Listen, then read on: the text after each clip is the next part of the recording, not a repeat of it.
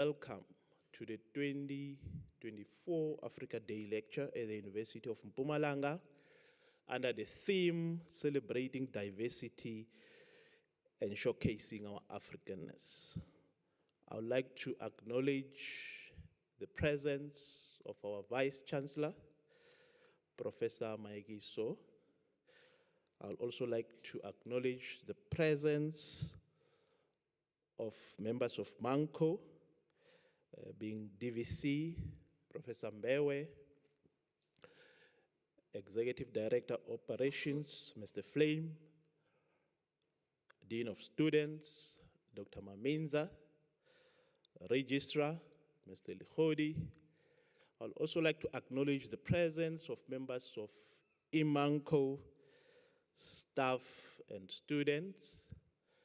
Thank you for joining us on this important day. But most importantly, we'd also like to acknowledge the presence of Professor Segobye, who will give us the keynote address of the lecture. My name is Tlangelane Ubisi, and I'm very honored to have been afforded this opportunity to be a program director today. We're going to proceed with the program and ask for a music and cultural dance.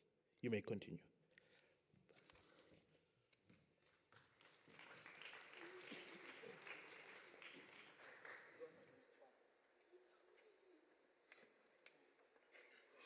We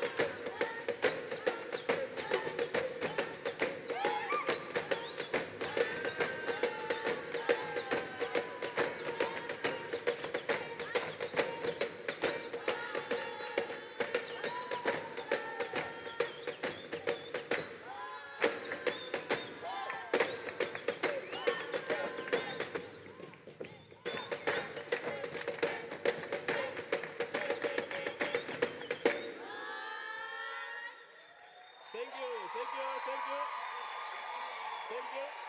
Thank you. Thank you. Thank you. Yeah. Later. Yeah. Thanks a lot. Let's give them another round of applause.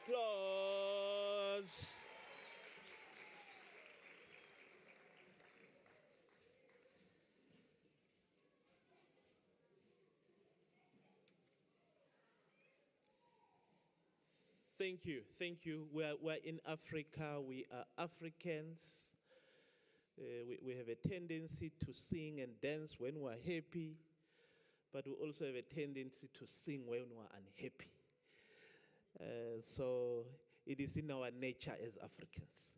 We're going to proceed with the program and request our Vice-Chancellor, Professor Mayekiso, to come and give us the welcome address.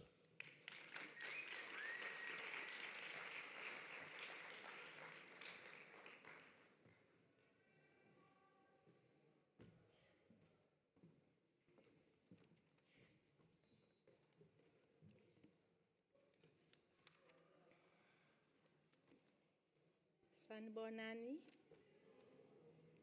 Dumelang, Ausheni, Loshani,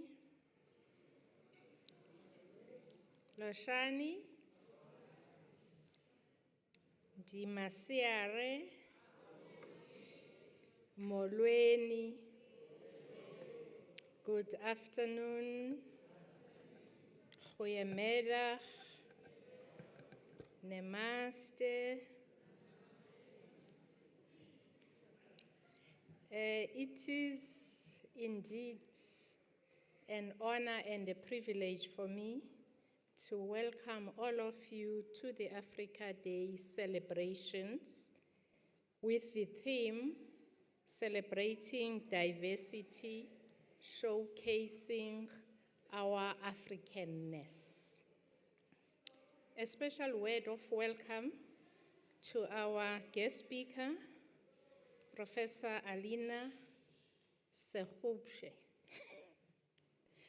I hope I was close.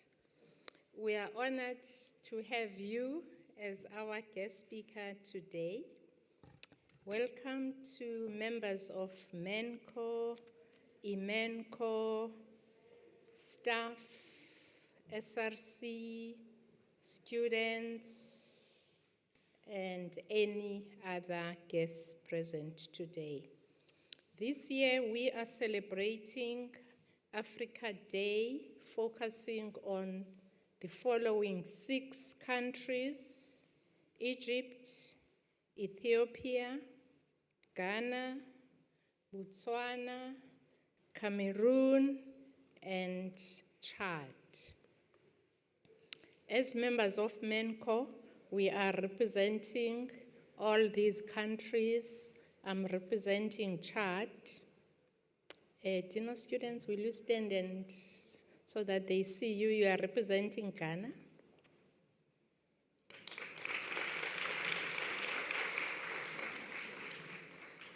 Another MENCO member must stand and tell us the country they are representing.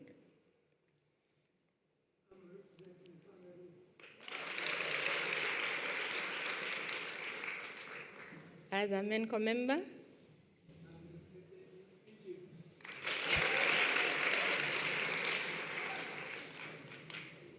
Next MENCO member?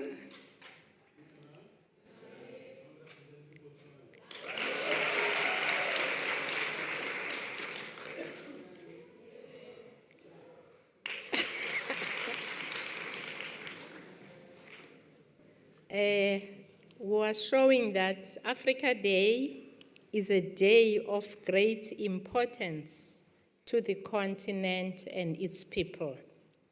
It is a celebration of African unity.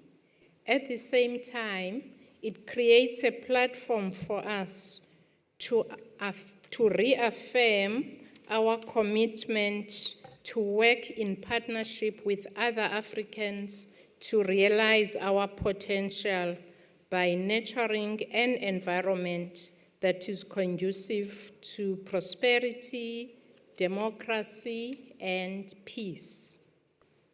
Africa Day in the South African context provides African brothers and sisters from all over the continent an opportunity to get to understand and appreciate one another. It provides us with an opportunity to distance ourselves from xenophobia and all the evils associated with it. Deny our humanity if we treat others differently because they come from another country, and worse if they come from another province within South Africa. As the UMP community, we embrace and celebrate our connectedness to the African continent. In our very own vision, we state, we seek to be an African university leading in creating opportunities for sustainable development through innovation. We believe that Africa Day provides us with an excellent opportunity to advance our vision and, in particular, live our value of diversity. We are establishing a tradition of celebrating Africa Day annually since 2015. We have been fortunate to be able to invite great scholars to reflect with us on our great continent. This is a clear message that we value and embrace our African identity, our Africanness. Every day when we enter through the main entrance, we are reminded about our African identity when we see the mural at the entrance. It's a constant reminder to us that you are entering now an African space, and we are proud of that. UMP as an African university seeks to recognize, to affirm, and entrench the African experience and context in the academic project. This vision prompts and propels us to have a keen interest in what happens on the continent and really be passionate about playing our role to ensure that Africa succeeds. Commemoration days like this one serve as reminders, therefore, that there is a lot out there and that our identity and humanity as Africans is worth of being respected and celebrated. The trauma of colonialism, the scourge of poverty and high employment rates still play parts of the continent. We know very well that education is critical to development. We have to continue to work hard towards the economic transformation of our continent. My invitation is to students and staff alike, is to use these platforms to educate ourselves about Africa. An eminent scholar in the person of Professor, our guest speaker, will be addressing us today. May this address trigger interest in all of us who are on this continent to advance knowledge, skills, and competencies that is home to all of us. When, as the UMP community, we live up to all the values we hold dear, especially excellence, we can begin to impact and transform the continent. As we celebrate Africa Day, Let us take this opportunity to reflect on the value of Ubuntu. Let us reflect on our humaneness, our Africanness, and realize that umntu ngumntu ngabantu. We are interdependent and interconnected. Thank you.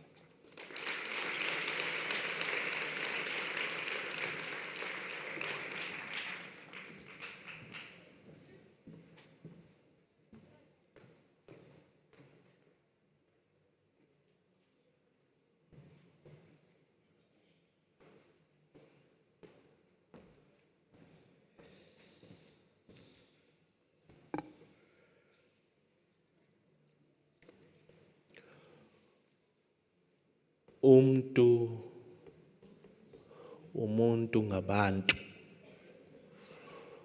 We are interconnected and interdependent. Thanks a lot, VC, for the welcome address, a moving welcome address that seeks to remind us of our importance as Africans, but also the contribution of the University of Mpumalanga to the African agenda. We really appreciate that welcoming address. Let us give the VC another warm hands of applause.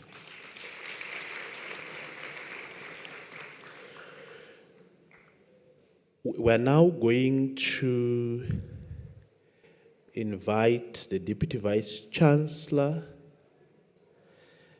Postgraduate Studies, Engagement and Planning, Professor Mbeki, to come and introduce our keynote speaker.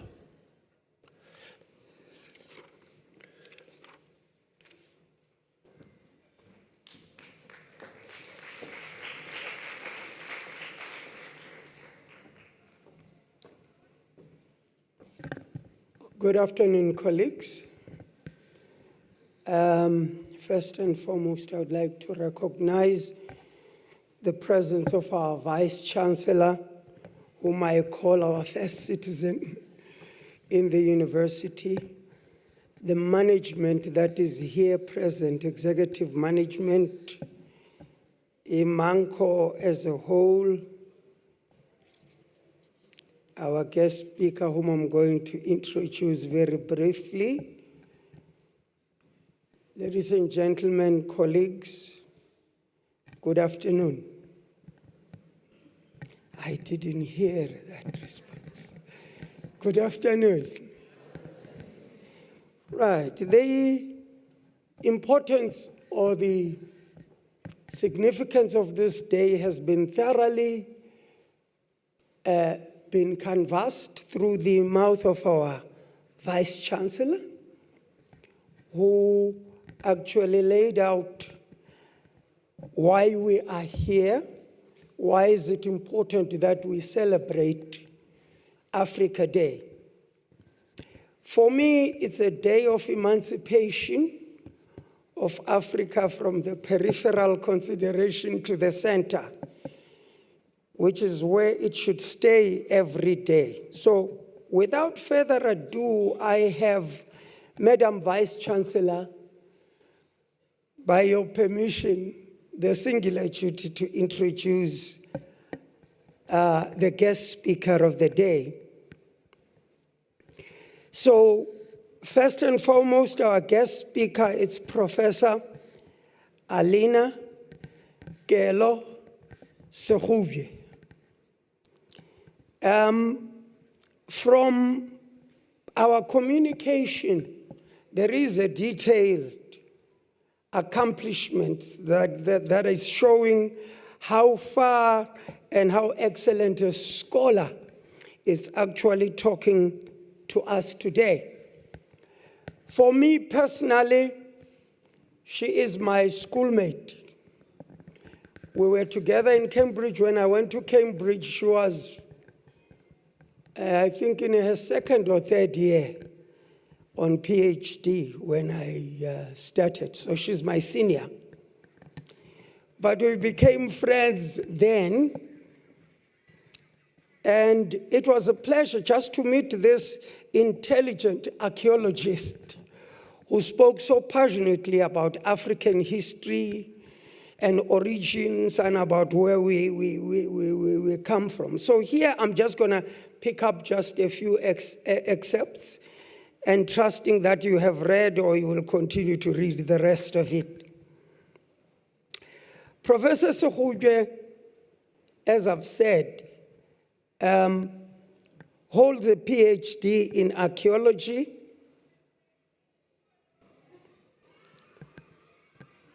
and heritage studies. She is currently the Chief Executive Officer of the Human Resource Development Council in Botswana. She is a former Dean of the Faculty of Human Sciences at Namibia University of Sciences and Technology. She was previously the Deputy Executive Director at the HSRC in South Africa and holds several academic positions, including Extraordinary Professor in Northwest University, a Research Scholar, African Futures Institute in South Africa, an Honorary Professor at the Thabo Mbeki African Leadership Institute at UNISA, visiting research fellow at the University of Bradford Peace Studies Center, where she was a Rotary Peace Scholar. So all those things I've just mentioned here shows you that we have a person of exceptional character in our midst. Just to mention a few contributions, amongst many, she has contributed extensively to research in African studies, served as an expert for the African Union Commission's Champions for Arts and Culture and Heritage panel of experts. You don't get to these ones without the recognition of your contribution. Currently a board member of the Pan-African Heritage Museum. She's an activist in the area of gender and development and supporting youth in creative arts and development. Madam Vice-Chancellor, I would like to present to you Professor Alinah K Segobye to give the African lecture for 2024.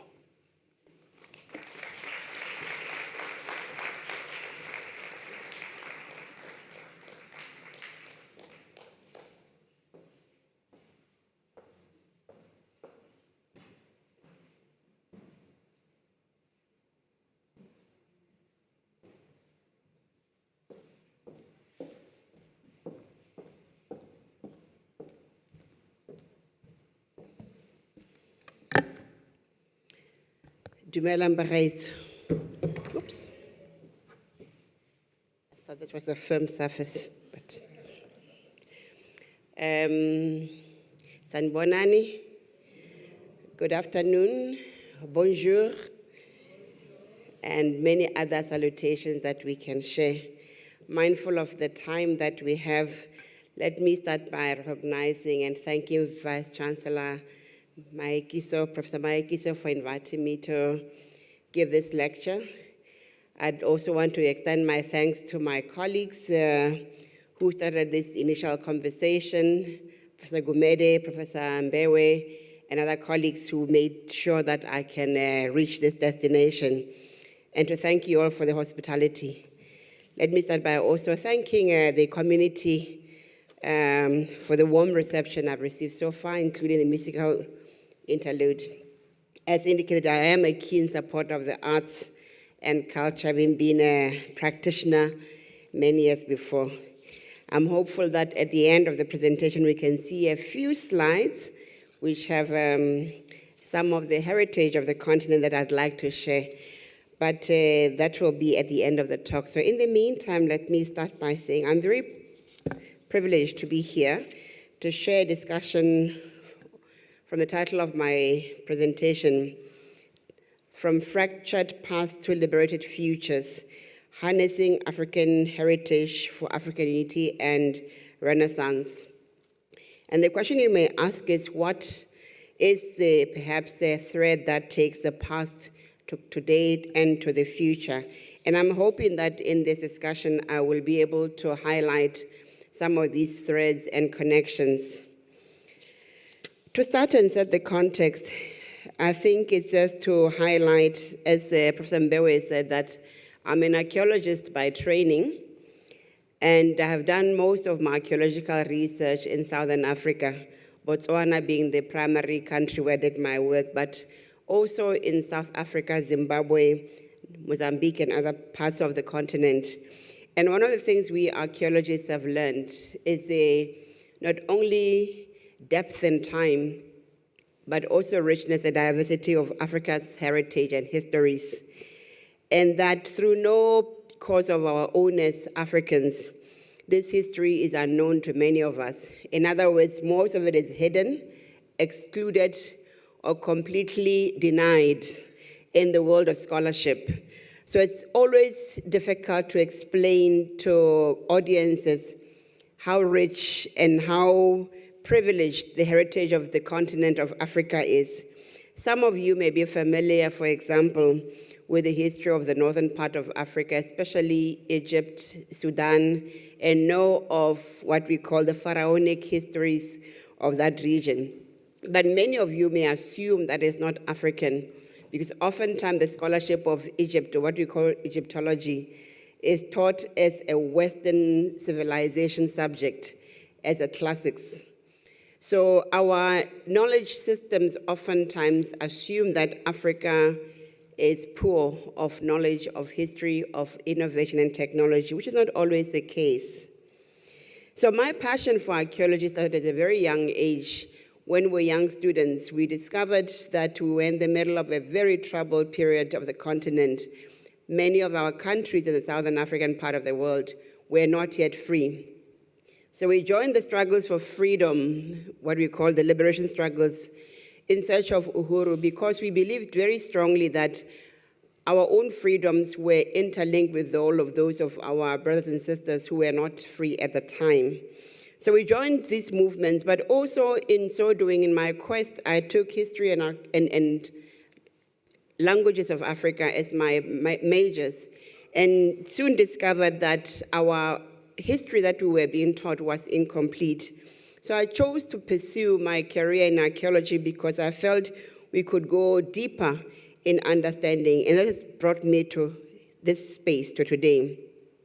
And I believe when we set the context today of why Mpumalanga, why University of Mpumalanga, Botswana, and other countries need to be intentional about seeking a development path that is privileging history, heritage, creative arts, and so forth, you'll understand why.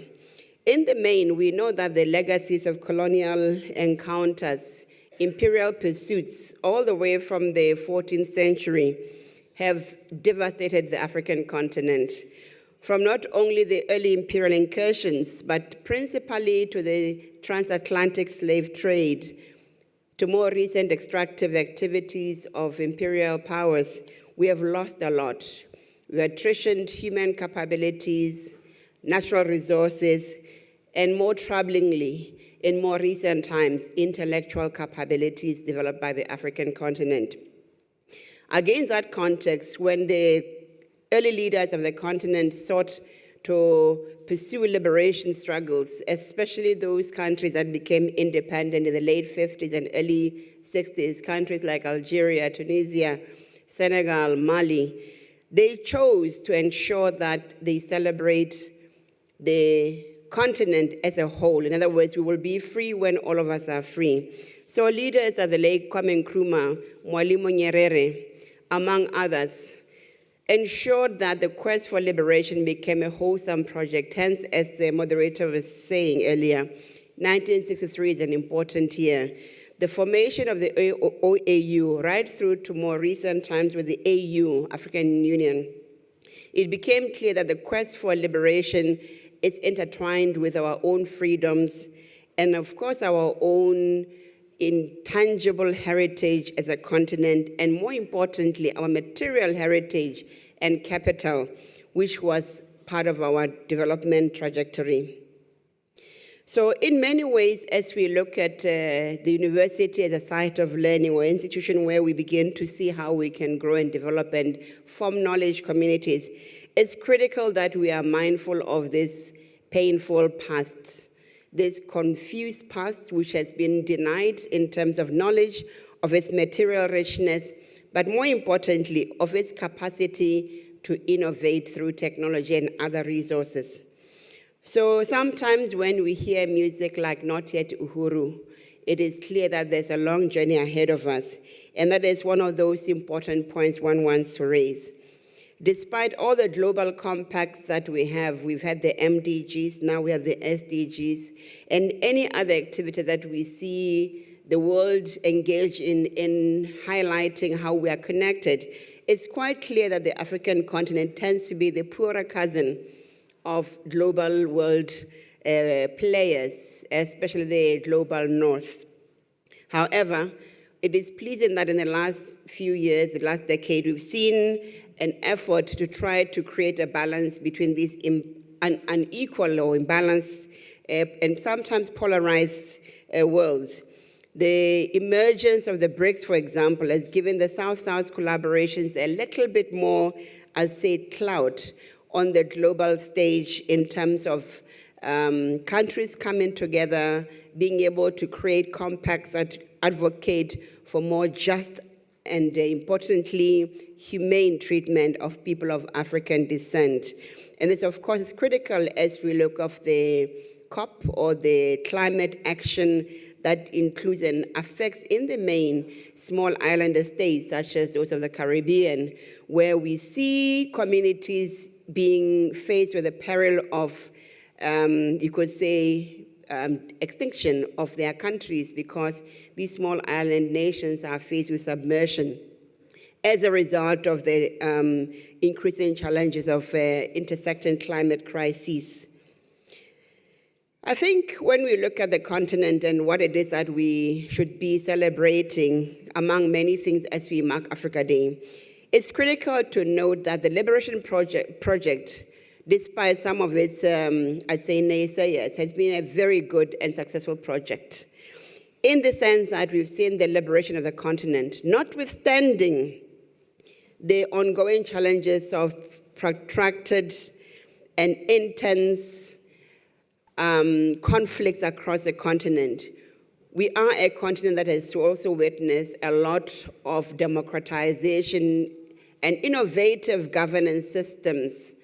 Many countries, including my very own country, has got multiple governance systems, and sometimes people do not appreciate how this works out, how this plays out.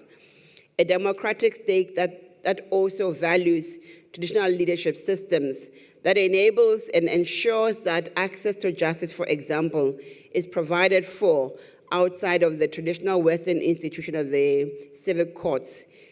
People have access to justice in other platforms. We call it khotla. Le khotla is a space where people, citizenry, can have access to voice, to being heard, to being listened to, and also to get justice. It is not I think I'd hasten to say, a space that is, in other words, is a given that all these come together. There are contestations in the sense that sometimes these very spaces can also be alienating. But it's critical to recognize that being there enriches our democratic dispensations as opposed to take away from it. We've also seen success in the unity of the continent. The transition from OAU to the African Union in the last decade has ensured that the project of uniting Africa, especially the strengthening of regional institutions, regional organs, has been ongoing. We've also seen, of course, the development of the 10-year strategy that is taking us to the Africa we want, Africa 2063. That said, there's been some I would say, challenges in realizing, among other things, very critical milestones.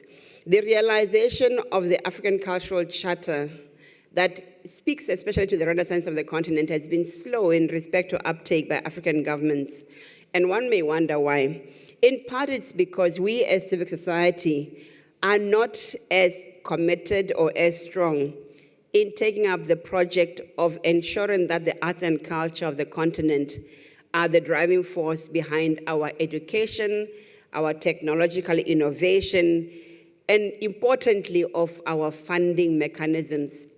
So as we look at national budget, oftentimes you find that ministries or departments of culture are the least funded, despite the fact that the arts and culture of the continent provide some of the richest and most surest material resources and, I'd say, knowledge resources in terms of ideas, of intellectual and innovative productivity of the citizenry. We've seen the music of Africa, the food ways of Africa, the religious capabilities of the continent being taken up globally, but oftentimes at the detriment of the producers, because the IP systems that we have oftentimes do not come with that, I'd say, understanding of the importance of protecting and safeguarding that which is African. As a result, we've seen the flight of knowledge in form of material goods, biopiracy, the flight of knowledge in the form of bodies. Some of our best talent tends to leave the continent, not of their own free will, but because of the failure of the continent to provide the environment in which they can thrive and actually realize their potential. They become weakened and sometimes threatened by the various forces. Sometimes it is the state, sometimes it's ourselves, the citizenry. So where there are no freedoms and protection of citizenry, they will leave. In the main, the best artists have resided outside our continent. And of course, South Africa is an example during the liberation struggle. Our heroes and sheroes like Miriam Makeba, the late Miriam Makeba, Hugh Masekela, had to live outside because of their creative talent, which was shoring up the liberation struggle. But we do know that our heritage, natural, cultural, is still an important resource in driving the development agenda.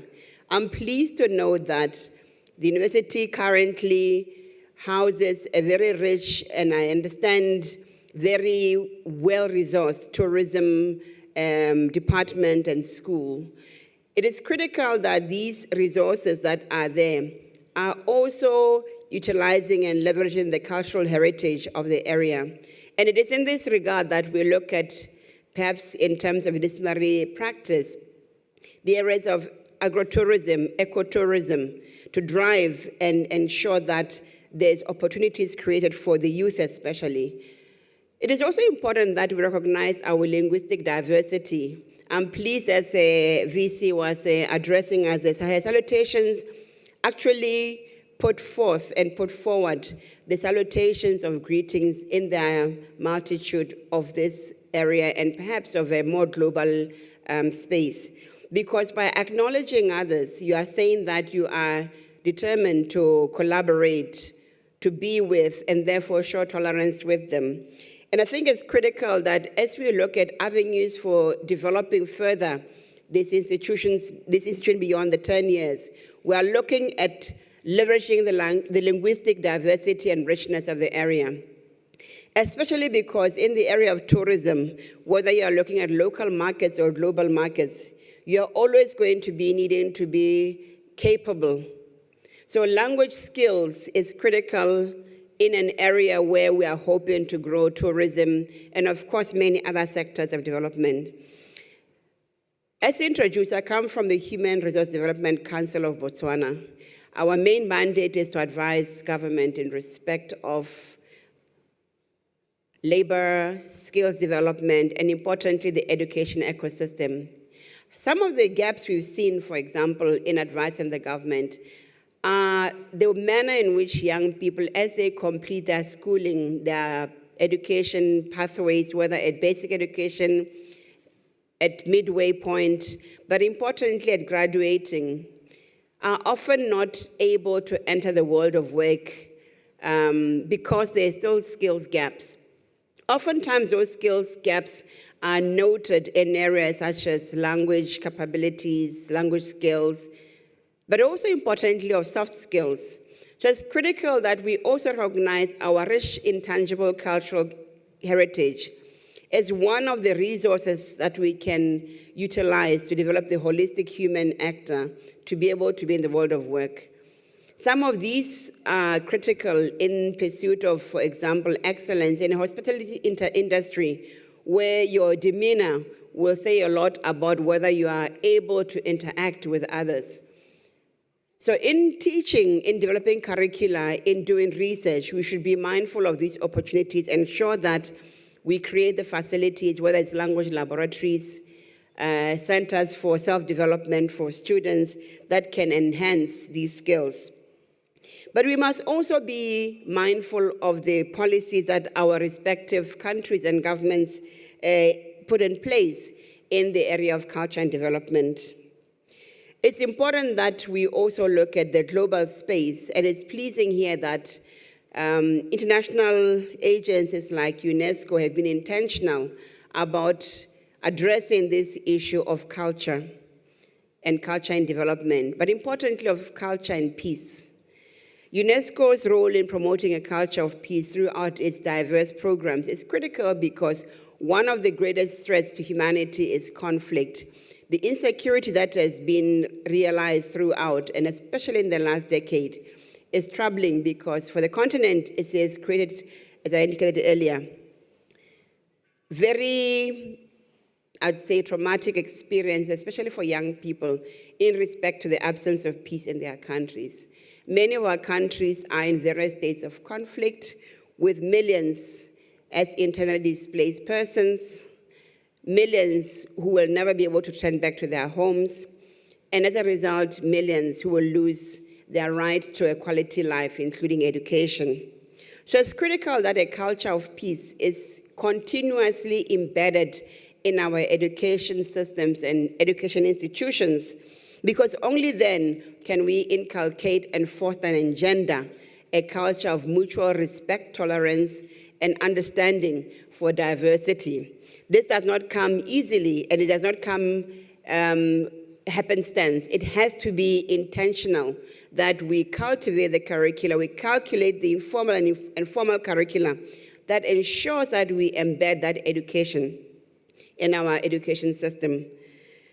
It's quite clear that with the advance of technology, we've seen an explosion of technology over the last decade, that we are at the precipice of what sometimes can be seen as even more, I'd say, aggressive dangers than we have experienced as a human race. The advent of technology, especially in the last few years of robotics, of AI especially, has threatened, or some have seen as it threatening our humanity. But that said, some of us are more optimistic because robotics or robots and machines need us as humans to think and to make them and to help them in terms of our programming languages to function. They may become near human, but they will not be human.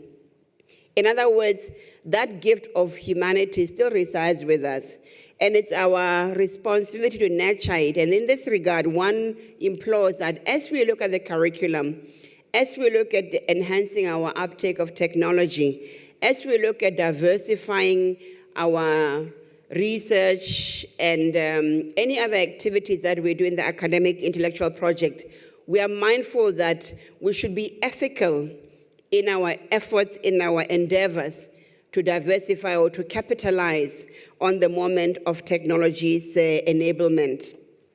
And this may be as simple as indicated earlier. While we are mindful that AI can help us learn multiple languages, that we are mindful that we are also discerning and we are also intentional about the kinds of, I'd say, inputs that we make in this technology. In other words, if you are going to teach a robot to teach your children Zulu or Xhosa or Setswana, be also aware of the intangible nuances of this language such that these are not lost in the process. These are contained and maintained. We must also be aware that our languages are not just technical, verbalized entities, but also have got hidden aspects to them. So you could say that some of these intangible components of our languages must not be lost to the allure of technology. In my discussions or chat with some of the faculty yesterday and this morning, I'm also made aware that the university has really put priority on the key areas of mining, agriculture, and tourism as part of the pillars of advancing institutional development and knowledge generation. These, of course, are critical for our food security. They are critical for how we interact with each other, our global guests who come through tourism, our local tourists who come from other provinces. And of course, the mining sector, ensuring that our minerals, as we extract them, are able to provide the much needed taxes that will ensure that we provide for the social protection resources that are needed by the state for all of us as citizenry. However, I always worry that in the main, as we do this, there are things that get left behind. One of these is, of course, the richness of indigenous knowledge. As I mentioned earlier, there's always a danger of giving away too much without safeguarding that which you need to keep for the future. If one looks at the area of ecotourism, agrotourism, and all of those areas that are harnessing cultural and natural heritage, oftentimes the safeguarding of communities is left to chance.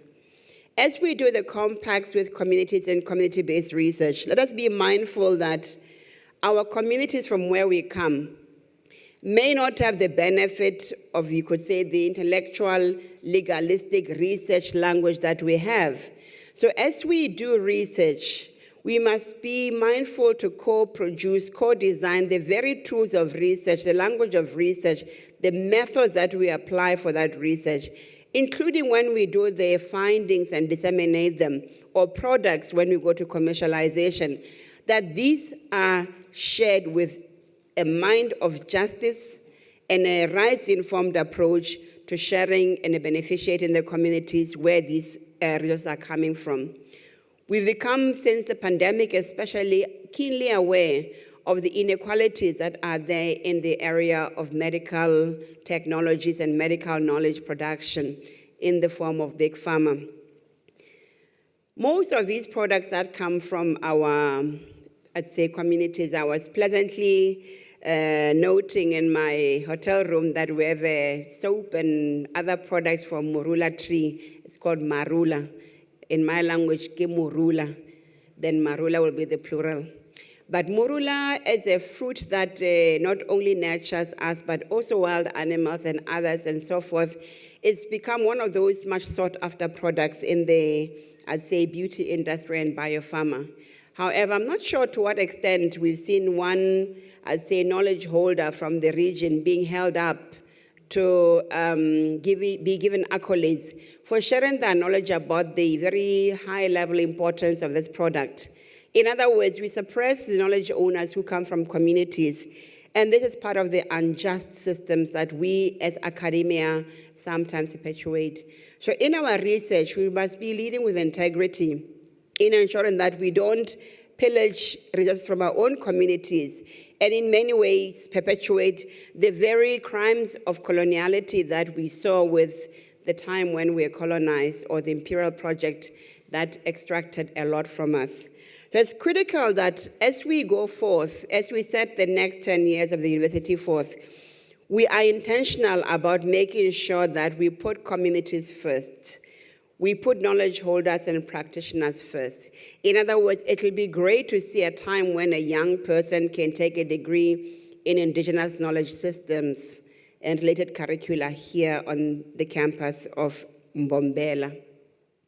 It'll be great to see one day that students who come from this university are able to travel unfettered, to be able to see firsthand the world of the Ashanti Kingdom in Ghana, to be able to travel to Egypt on a one passport of Africa to visit the pyramids of Giza.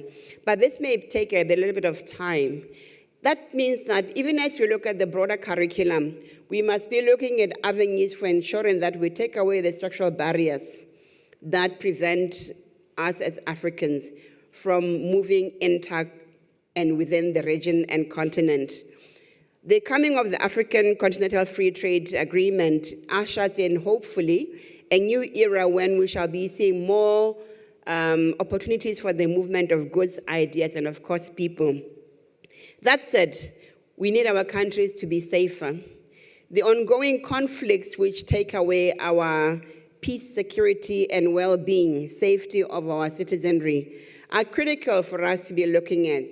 And in that regard, one is very thankful for the African Union for continually looking at methods and systems for ensuring that a culture of peace, the architecture for peace and security on the continent, is robust and actively engaged with.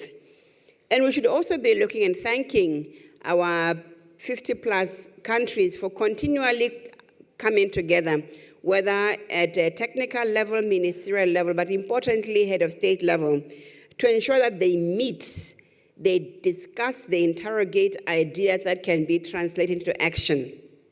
It may look like people are not doing much, but I assure you that a lot is being done on a daily basis to ensure that a united Africa emerges out of all these challenges. We are not existing in a vacuum as a continent. As you are aware, there are protracted conflicts within our shores, beyond our shores, and in our immediate horizons. And we, of course, sometimes are part of those in terms of taking part or become collateral damage to these conflicts.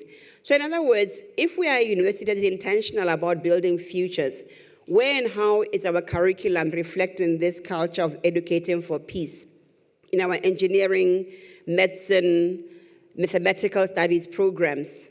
These should not be optional subjects or electives that are taken by students when they have nothing else left to fill their programs.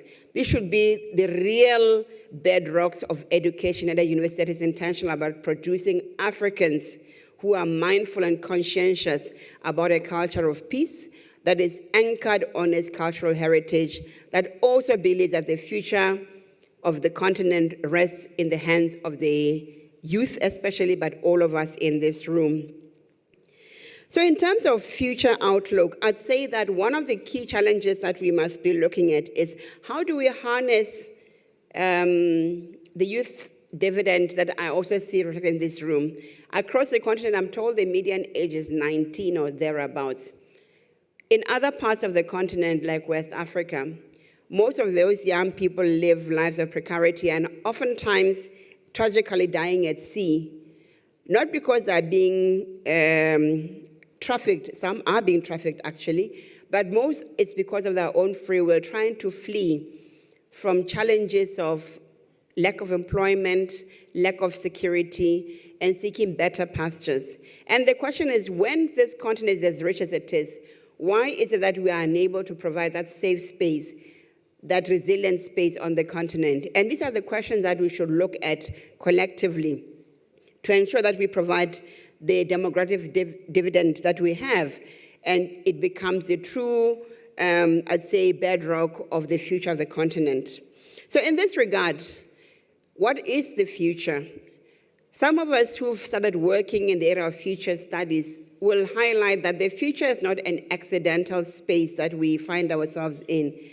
Oftentimes, countries actually do create and generate those platforms, those framework, those tools that ensure that they plan for the future.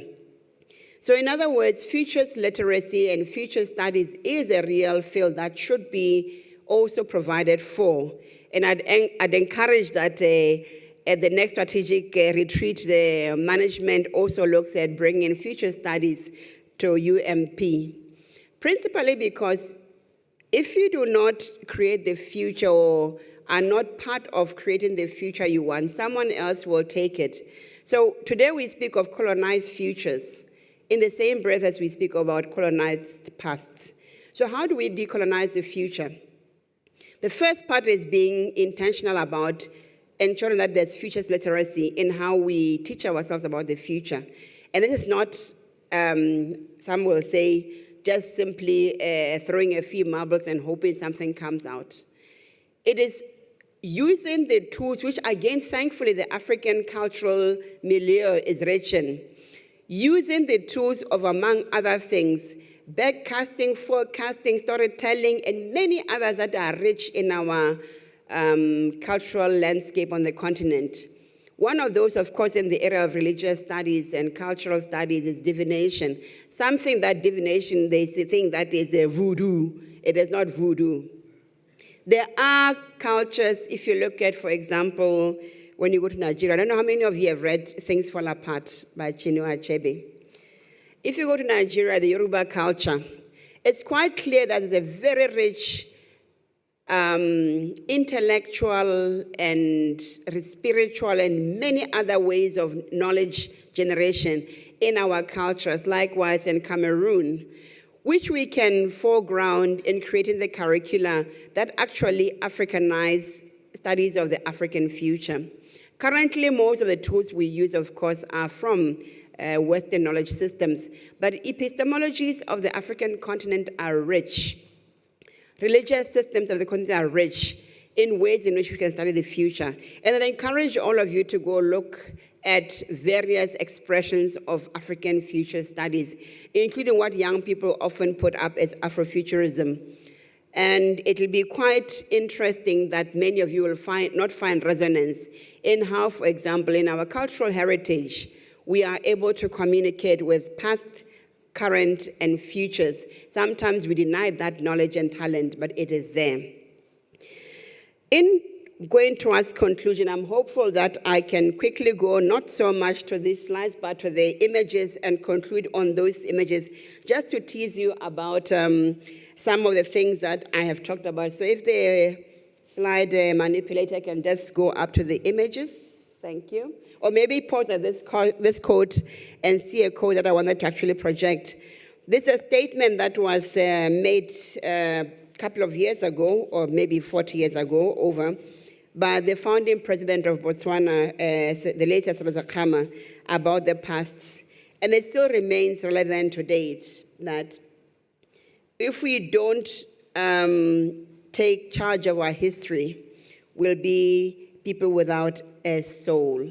If we can go on to the next slide and beyond, the slides will be available for your seeing later. Yes, starting with this.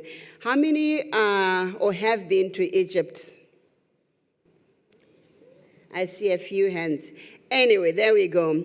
The pyramids of Giza are part of an ecosystem that many assume is only at the tip of the African continent. We talk about from Cape to Cairo. If you're in Cairo, just a few minutes away from Cairo, this is one of the most wonderful sites. It's actually one of the wonders of the world. And it is human-built.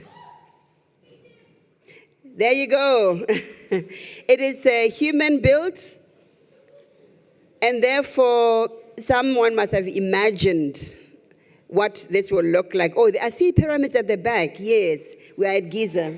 There we go.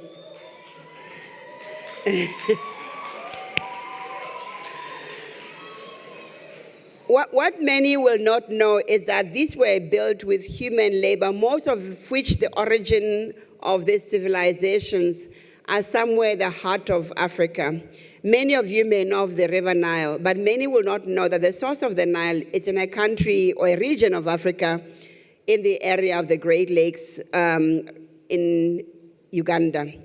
So the source of the Nile, including the Nile civilizations that went through Meroe, what is in today Sudan, and those that went all the way up to Alexandria in Egypt, where some of the most fascinating disciplines of humankind are known, philosophy, mathematics, medicine, were in fact coming from the African continent.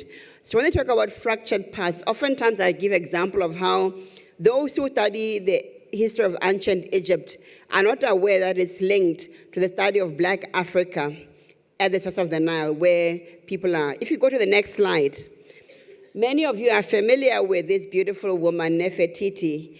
And many of us grew up not seeing ourselves in her because when she was presented in textbook, oftentimes she was whitewashed. In other words, images of Nefertiti and many other Egyptian persons, leaders, Tutankhamun among others, were lightened to look like they were Caucasian skin, when in fact these were people of African descent, of African origin. And when you look at most of the Egyptian hieroglyphics now and artwork, you will see that there was no binary of black and white, but people lived as people. But later on, as humans, as scientists, we began to create this color coding to make believe that there's something superior about one type of color as against the other. But Nefertiti, of course, represents the beauty and diversity of the African continent. Next slide, please. Then moving from the north of the continent, I thought I should just take a quick tour. We're not doing Mali today, but this is the mosque of Jena Jeno in West Africa, in the current country known as Mali. The kingdoms of Mali, among others, flourished in West Africa and were known, among many important things, for their religious texts, including intellectual practice. Some of you may know about Timbuktu. Again, I can't go to great lengths, but this is a country where we get some of the best manuscripts that are written in local languages using Arabic script, which are not yet translated. So in other words, there are many PhDs still to come out of the study of those manuscripts, which were written as verse, as language, as music, in local languages, sometimes using Arabic script, sometimes using indigenous scripts. And if you go to the next one, I thought I should juxtapose the Jena Jeno Mosque with a showing of what we call Dogon architecture. I was very pleasantly surprised when I arrived at the airport to see the beauty of the airport architecture. And I said to my colleagues and friends back home, I wish every time Africans create a monumental structure that is costing a lot of money from taxpayers' money, they could be intentional about what it looks, and it reflects something about ourselves and our natural material culture. So the Dogon heritage, Dogon country as we call it, is home to many, many, many diverse and vibrant cultural expressions in Mali, modern day Mali.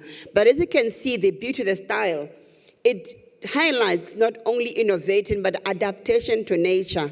This is a settlements that are on a hillscape, but quite clearly, they show that somebody understood engineering to be able to create living spaces that are beyond this beauty. Let's go on to the next one. I'm mindful of the time.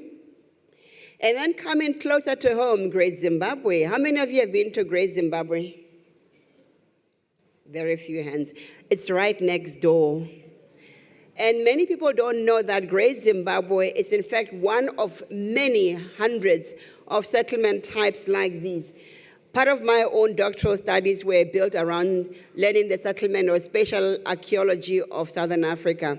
And we look at settlements like Great Zimbabwe because it's a big monument now and think it's the only one. But even in Mpumalanga, there are many stone-walled architectural settlements, historic settlements that are there in the landscape that we may not know about. And they were not made by Martians from out of space. They were not made by Phoenicians, as the early literature would say. They were made by people from the same cultural, linguistic background as you and I.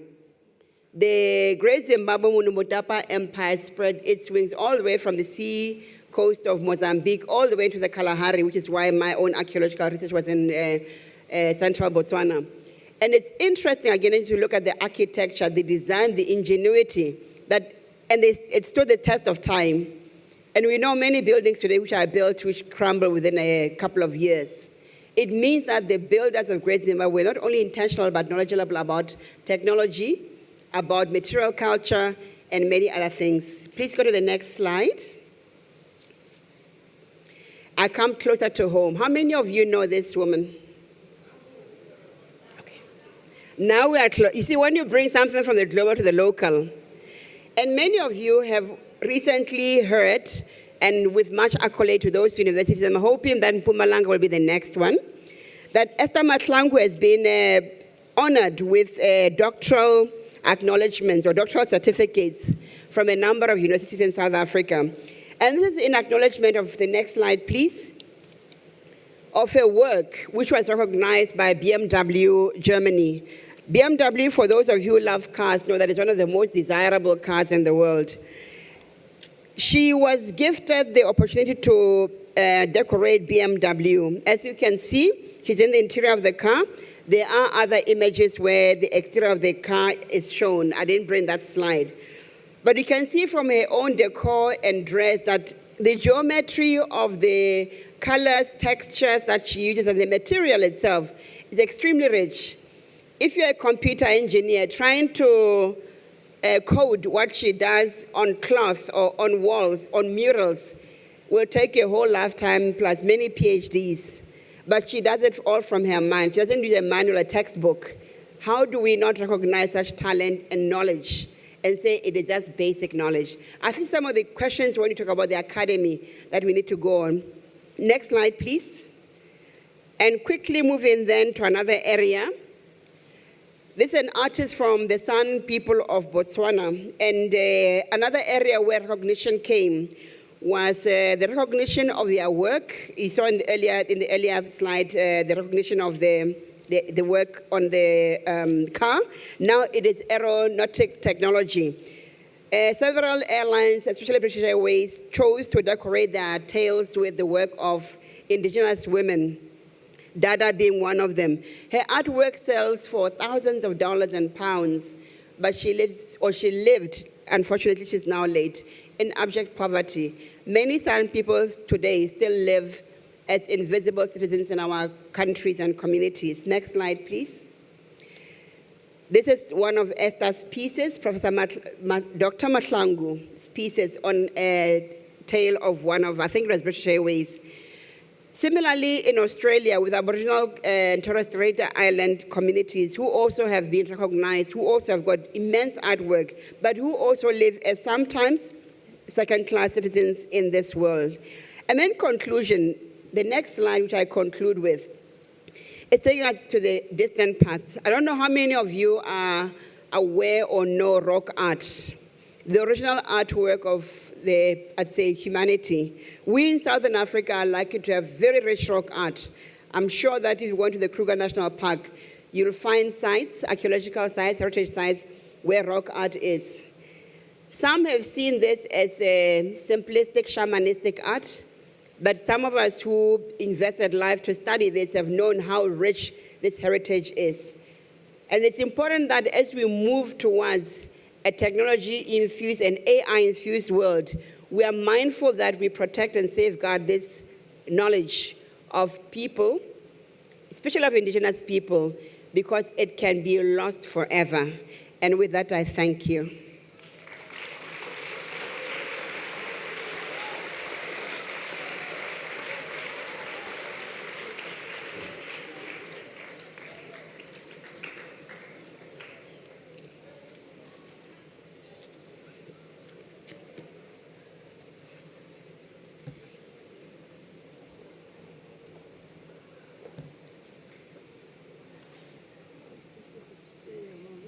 Oh. I would like to request the Vice-Chancellor to come up the stage in order to give a token of appreciation to our guest speaker, please.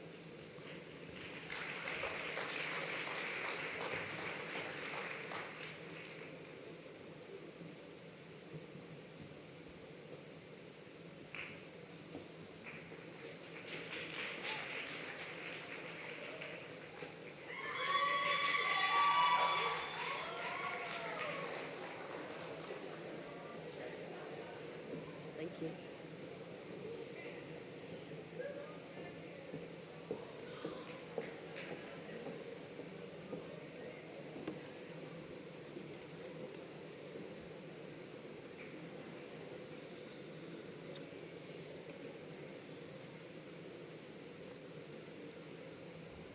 Wow. Thanks a lot to our keynote speaker, Prof Segobye.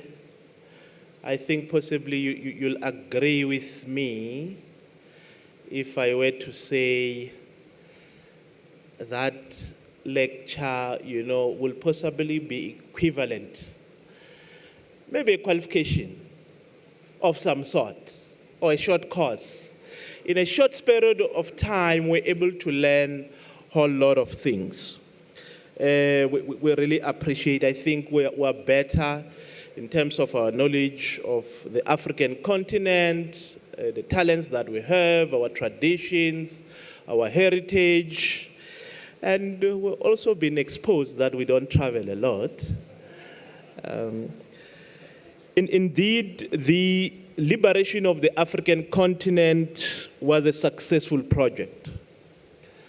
Africa is not what it was in 1963, when leaders from different countries, from independent states in particular, sat in Addis Ababa.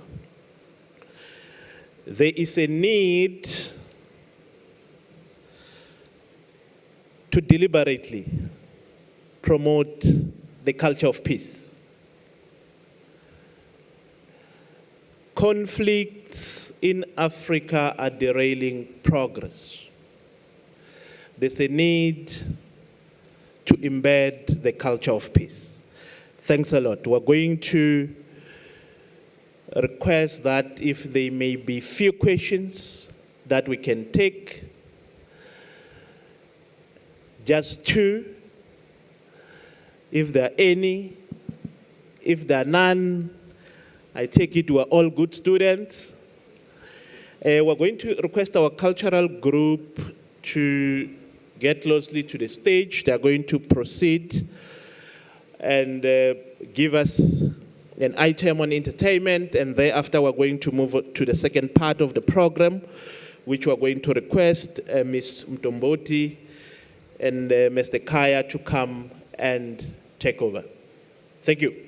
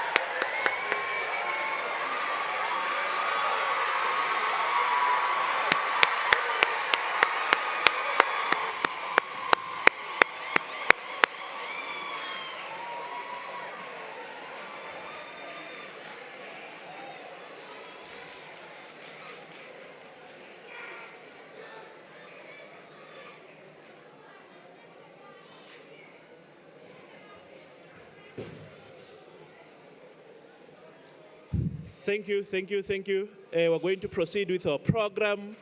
Which we had all the time. Unfortunately, we don't. We still have a lot of entertainment. Ms. Mtomboti and Mr. Kaya, come through. Over to you.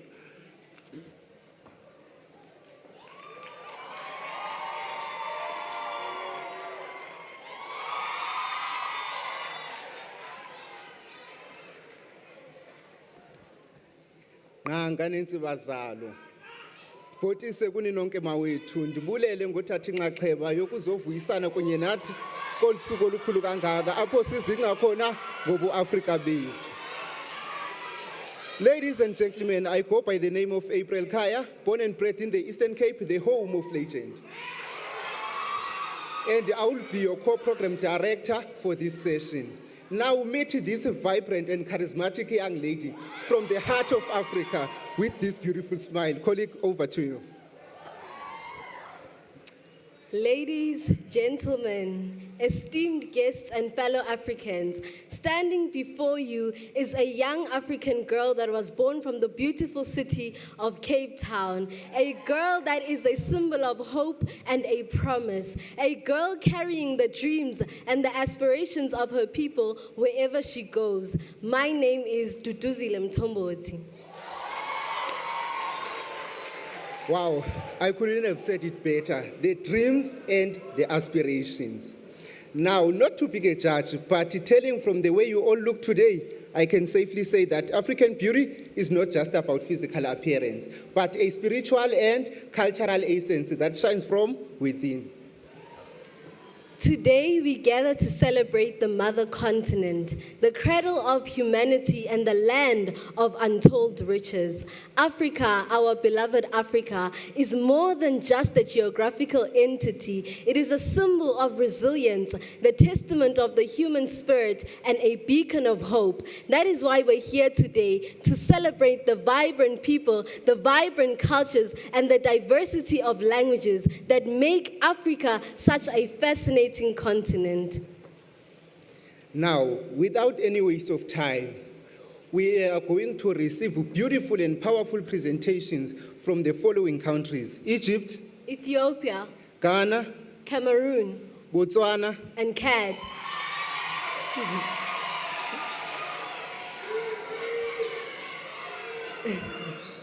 Just to give you guys a breakdown of what Africa stands for. A stands for our Africanity, which speaks about our unique spirit as African people. F stands for fearlessness.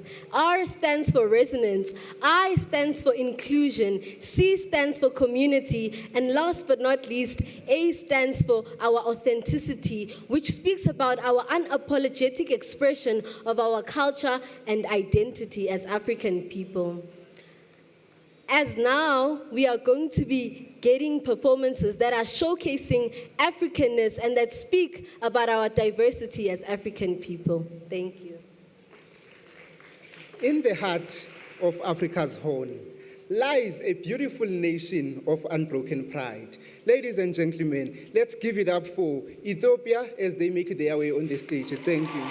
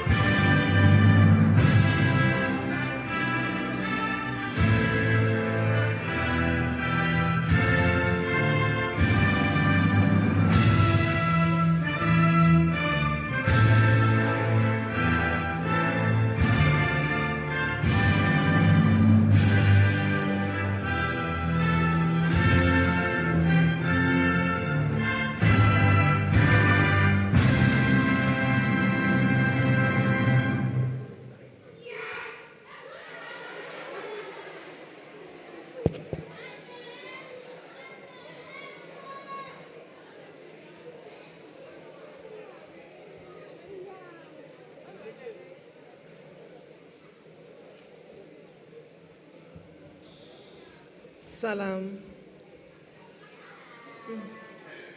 Greetings to you all.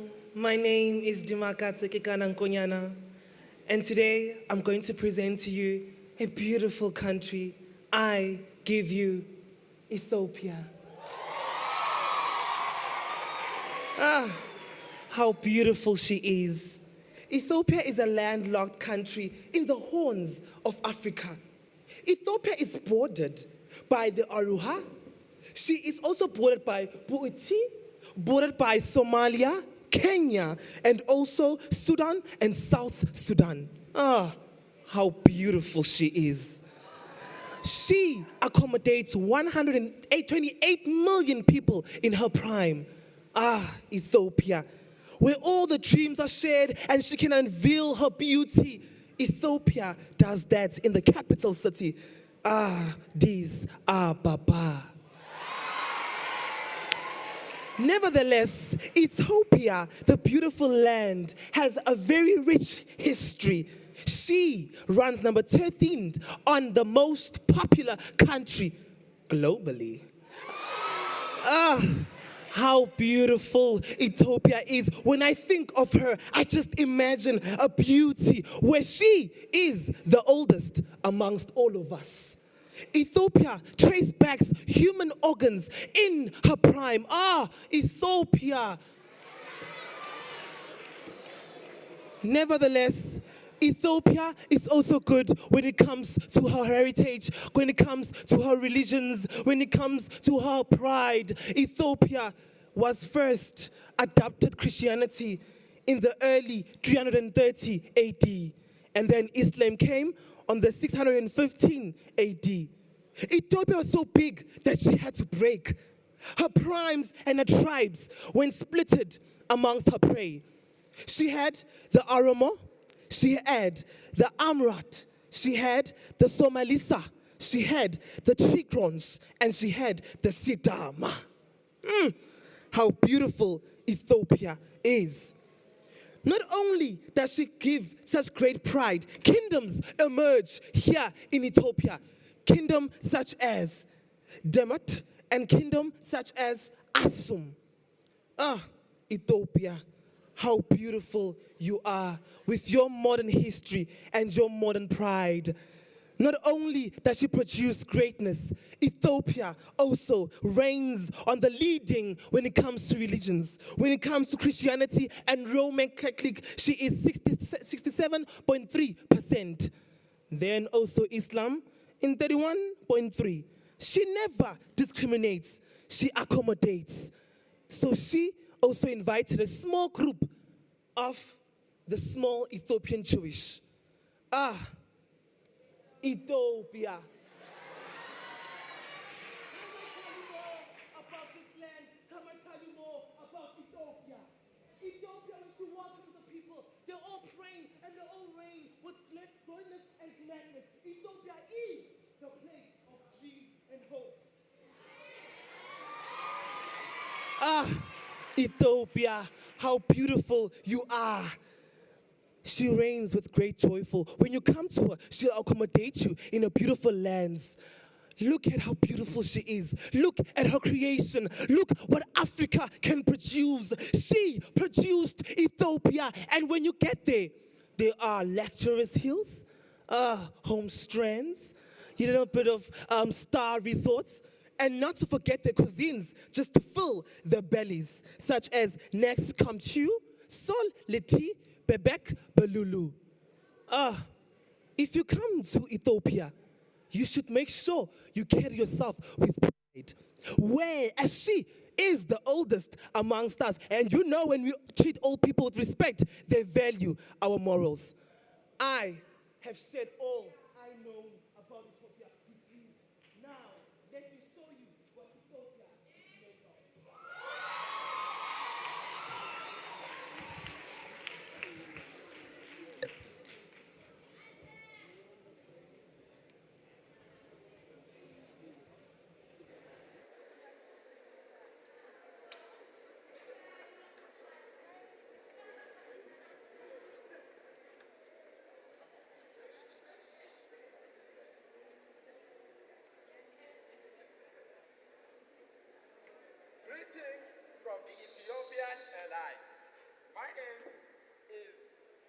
Studies, and I'm from Addis Ababa. I will be your travel agent throughout this whole experience of the Ethiopian kingdom. The first people we are going to encounter are the people of the rich faith of the Islam community. Salam alaikum. Alaikum salam. Mahaban, it simply means welcome. This is our beautiful kingdom of Ethiopia. We are the second largest population of Christianity. We are behind Christianity with 31.5 to 35.9. Mahaban, which means welcome. We are the largest population in Ethiopia. We are the second largest religion in Ethiopia. We are behind Christianity with 31.5 to 39.5% of the population of around 113.5. We ensure that you guys will have the best experience. Mahaban.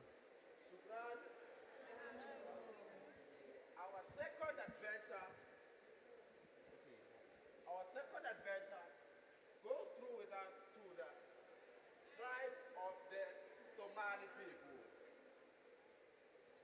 Salam. Salam. Welcome.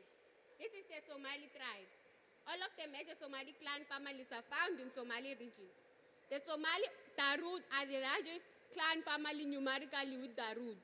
Ogaden clan estimated to be the largest single clan, constituting perhaps 40 to 50% of Ethiopian Somali. Makhatsani. Adam Mudan. The final people we are going to encounter are of the indigenous tribe of the powerful Oromo people. Welcome. Welcome to the Okoma's kingdom. We welcome you and we are pleased to have you with us today. This is the largest kingdom and it is the largest ethnic group in the whole of Ethiopia.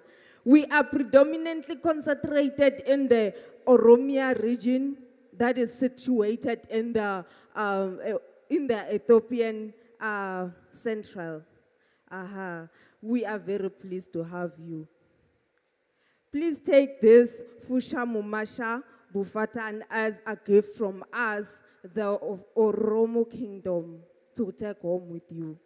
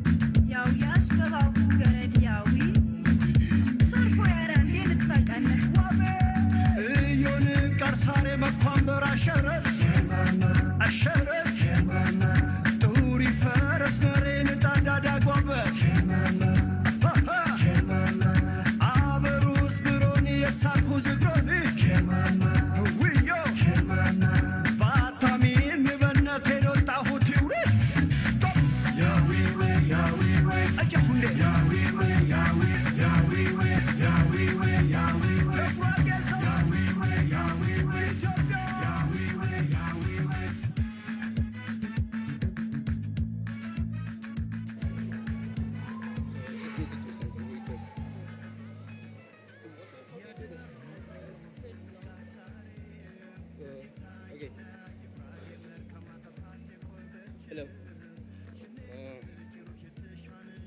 Afternoon. From the breathtaking sceneries of the Semian National Park to the southern region in the lower valley of Omo, a country filled with beauty and culture, tradition and faith. Ethiopia, centered, diverse, and unpretentious, landlocked east in the Horn of Africa, oldest in independence, with the 900-mile-long lifeblood intricately intertwined with the land. The Blue Nile serves far more than just as a source of sustenance, but of innovation and sorry.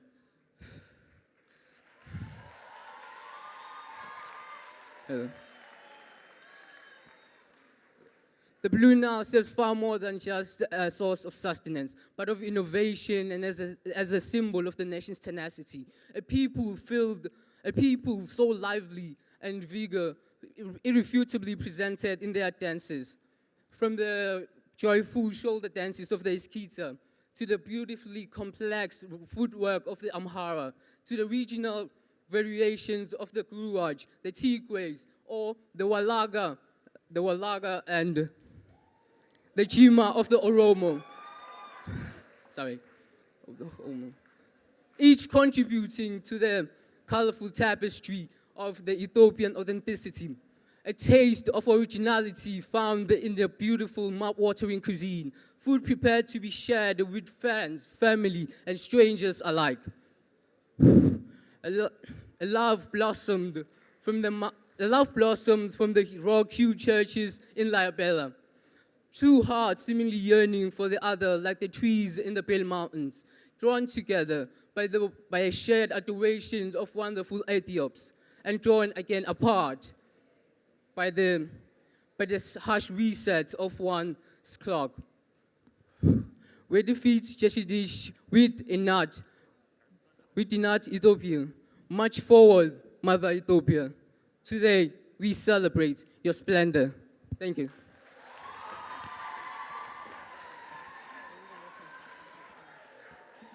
Thank you once again to Ethiopia. Let us give them another hand. Their performance was so captivating. They truly showcased the rich cultural heritage of Africa. But up next, we have a land of contrasts where the ancient traditions meet modern aspirations, and the majestic Lake Chad shines like a beacon of hope and prosperity. Up next, we have Chad. Thank you.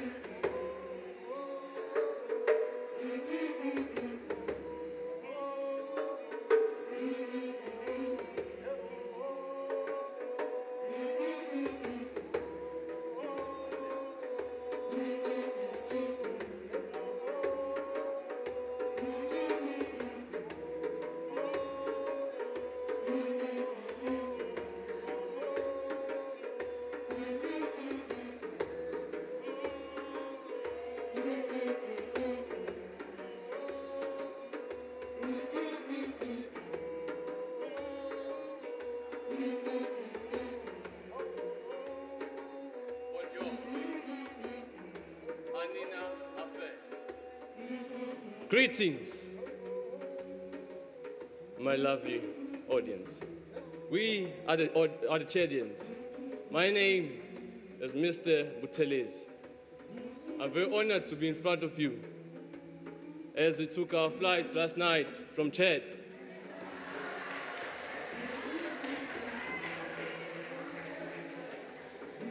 We made sure to bring you a taste of our culture and traditions. We are the Chadians. Most of you don't know us. Most of you have never heard of us. But you do know our oil. That's because of colonialism. That's fine. We still have our hearts. We still have our culture. We still believe in our old traditions that we were taught. And will still remain like this until the last day. Ladies and gentlemen, we are the Chadians.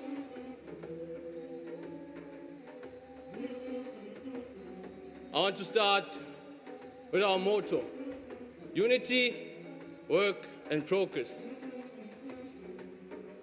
It reflects on our nation's commitment to committing and to building in our diverse ethnic group as we face challenges of economic hardship and political instability. We remain the same.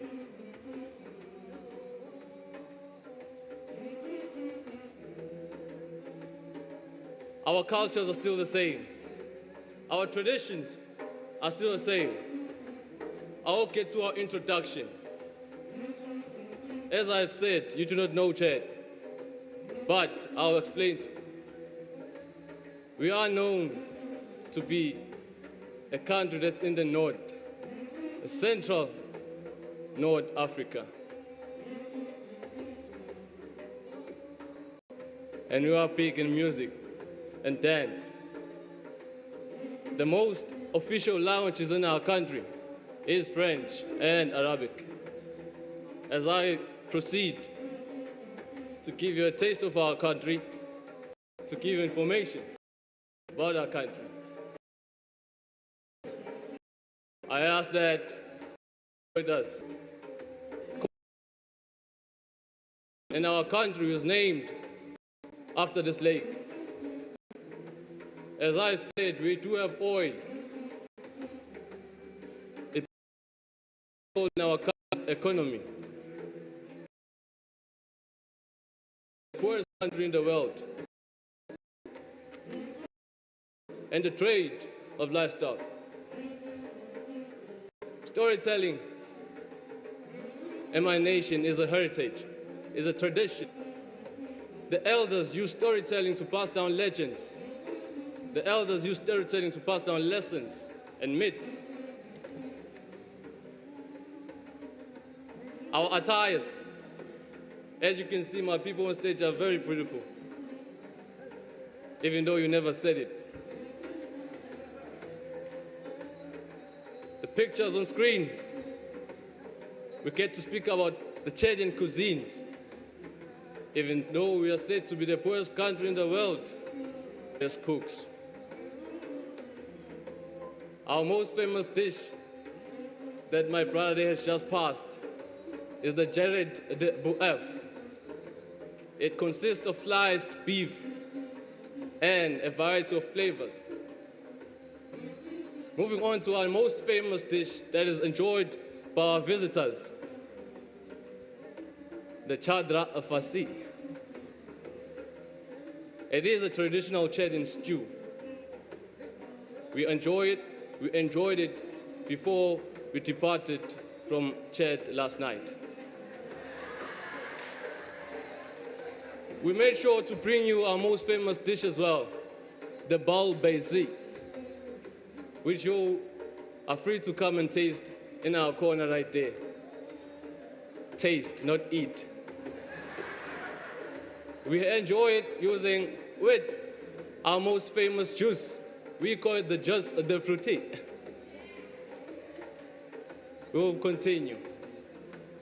As you have realized when we entered the stage, that dance and music is part of our tradition. It is in our blood, it's on our streams.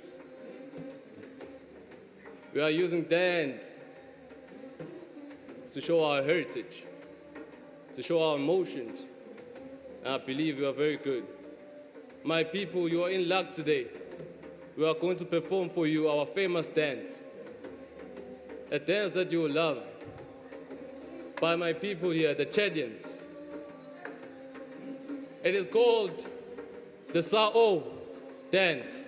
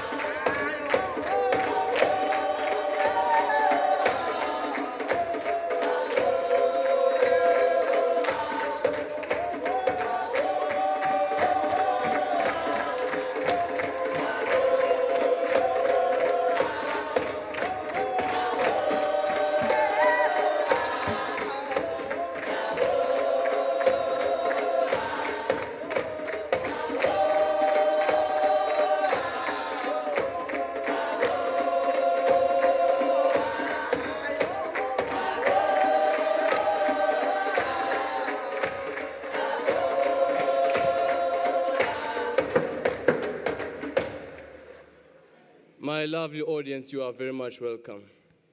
These are my people. These are the Chadians. We are the Chadians.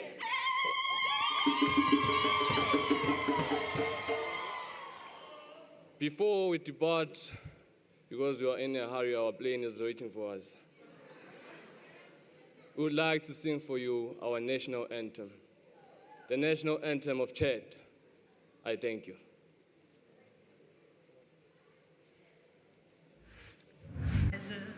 Tu as conquis ta terre et ton poids, ta liberté naîtra de ton courage. Lève les yeux, l'avenir est à toi. Oh mon pays,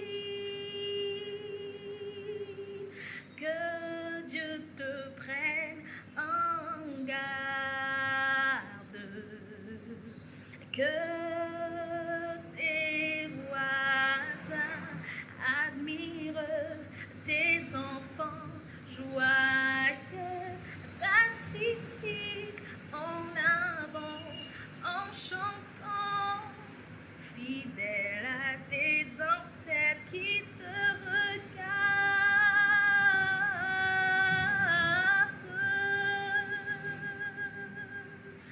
Peuple tchadien, debout et à l'ouvrage, tu as conquis ta terre et ton droit, ta liberté naîtra de ton courage.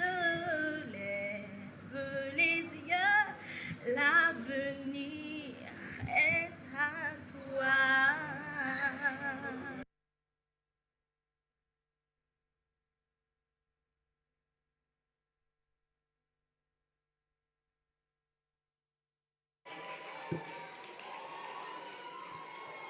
Can we please give them another round of applause?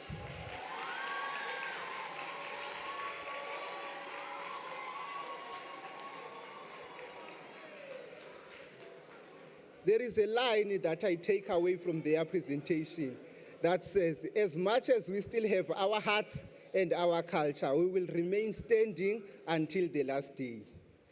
Now, without any waste of time, let's give it up for Cameroon as they make their way on the stage. Thank you.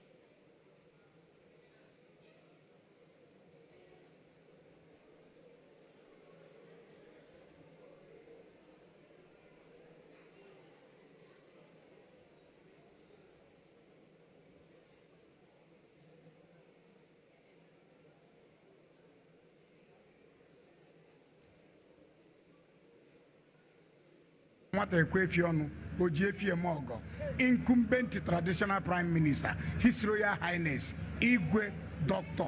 Honorable Engineer Pastor, His Excellency Ambassador Igwe Uwezuoke, as onye mepimu nkizisi African tallest man, otu onye na-ekwomolu a osisi kanku okuru oka, fine man without pimple, onatara dike mma nke mbụ, okuru ora dike rigari, otigbu dị mkpa mana nwanyị na-etigbu m.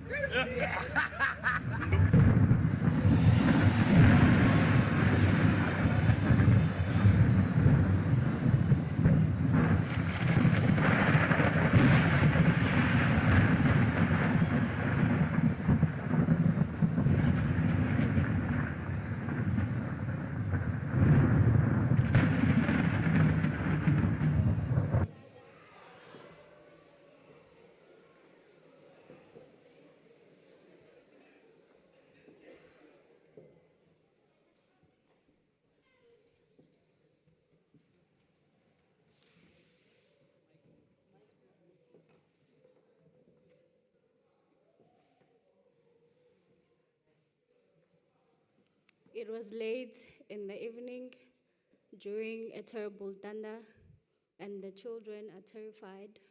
So the elders decided to gather them around the fire in order to calm them down. Once upon a time, in the heart of Central Africa, nestled between the Sahel and the Atlantic Ocean, lies a land rich in diversity and history. This land is Cameroon. Cameroon, a texture written from the different tribes and traditions, history, language, and times. Long before Europeans set sight on Africa, Cameroon was a home of multitude kingdoms and chiefdoms. The northern regions flourished under the rule of the Sahelan kingdom as the Kanem Beru Empire. Here, powerful rulers like Idris Aluma expanded their territories through trade and military expertise. A vibrant culture grounded in Islam, sustained by extensive trade network that reached as far as North Africa and the Middle East. In the south, the Bantu-speaking people had established thriving communities. The coastal areas were marked with trading hubs where Douala people were prominent traders. Inland, Tika, Bamika, and Bauman people built sophisticated societies known for their artifact arts, complex political structures, vibrant traditions. The 15th century signaled arrival of the Portuguese, the first Europeans to navigate the traditions waters of Gulf Guinea. They named the land Rio dos Cameros, the river of prawns, inspired by the abundance of prawns and the Wall River. Over the centuries, other European powers followed, each vying for control and influence. But later, in the 19th century, the scramble of Africa reached its peak.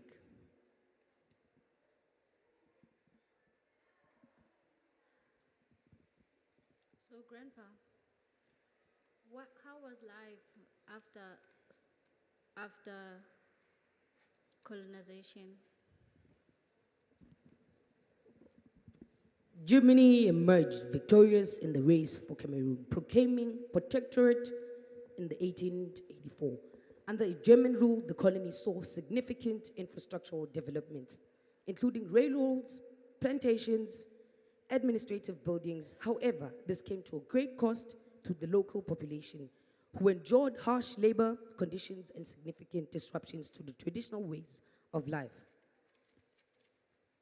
In the shadow of Atlantic slave loomed large Cameroon during this period. The coastal areas, particularly regions inhabited by Douala, became hotspots for capture, enslaved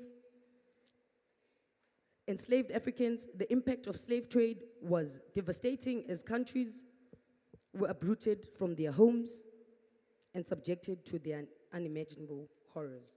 World War I brought a shift in power. The defeat of Germany led to the partitioning of Cameroon, becoming France and Britain. Under the League of Nations mandate, French Cameroon, which was the larger portion, underwent significant changes as roads, schools, and healthcare facilities were built, but policies were often exploitative, aiming to benefit the metropole. British Cameroon, divided in northern and southern region, was administrated from Nigeria, leading to a different colonial experience characterized by an indirect rule.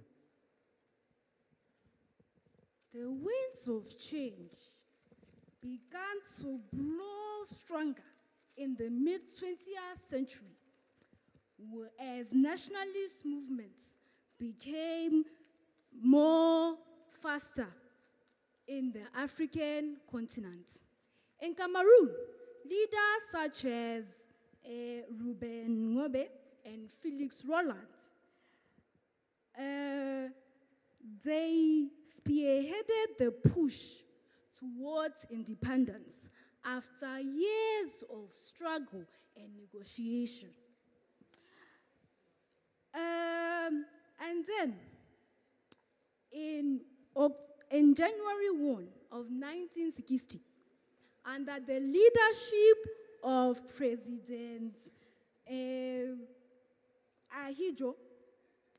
Cameroon, French Cameroon, gained its independence. And then later, British Cameroon then joined them on October 1 of 1961.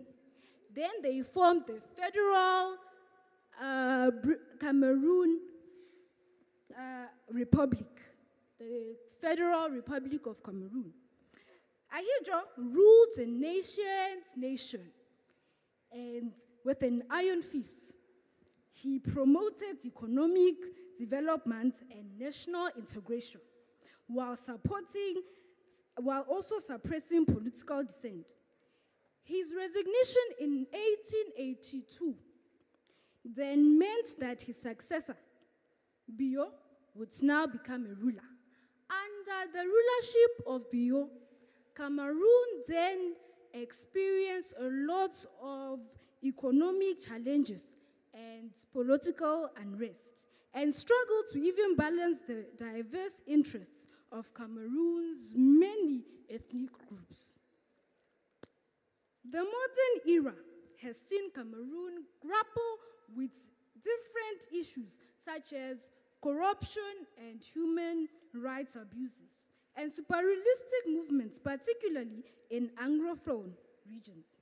But despite these many challenges, Cameroon has thrived and strived to build better education, provide better health care, and also better infrastructure. Its cultural heritage, a brand of over 250 ethnic groups, remains of pride and resilience.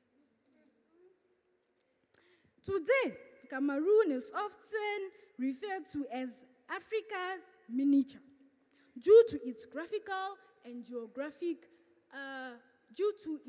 geographic and cultural diversity. From the arid Sahelian north to the lush rainforests of the south, from the bustling markets of Douala to the ancient places of the Dibon Kingdom, Cameroon embodies a rich and vibrant future. As the sun rises over Mount Cameroon, the country's highest peak, it casts a golden glow over the land that has withstood the trials of time. The people of Cameroon, resilient and proud, continue to write the story of unity and diversity and perseverance and of hope of a brighter tomorrow.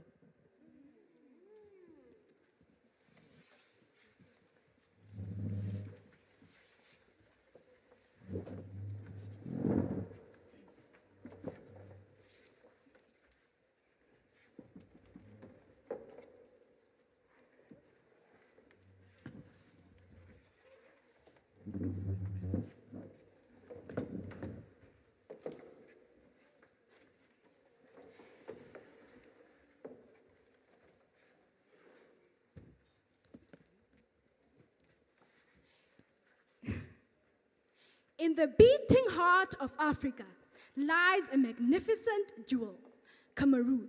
Your vibrant green sings of life, a vibrant atmosphere. Your mountains, proud and strong, provide protection for your children. Your rivers, wide, like mirrors, reflecting your rich history.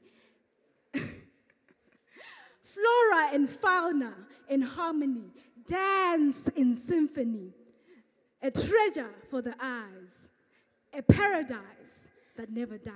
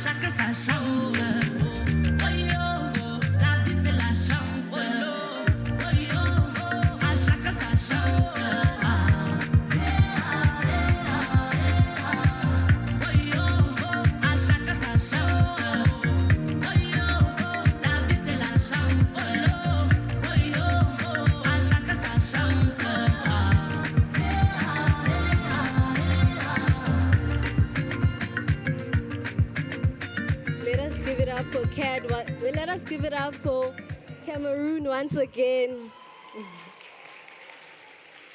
Thank you very much. Your dance moves were so graceful.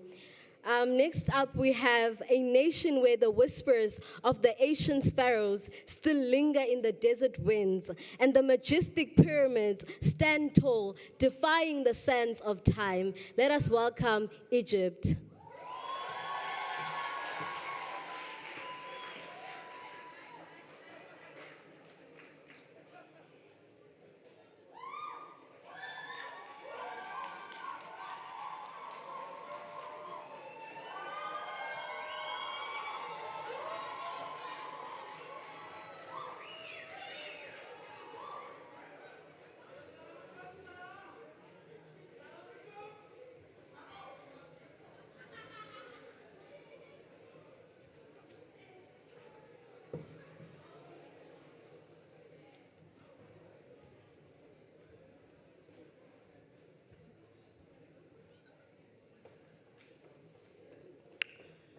Salam alaikum.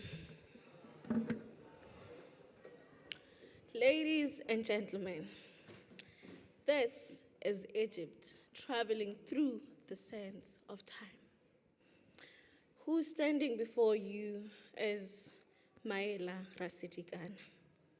So, what is interesting about my country?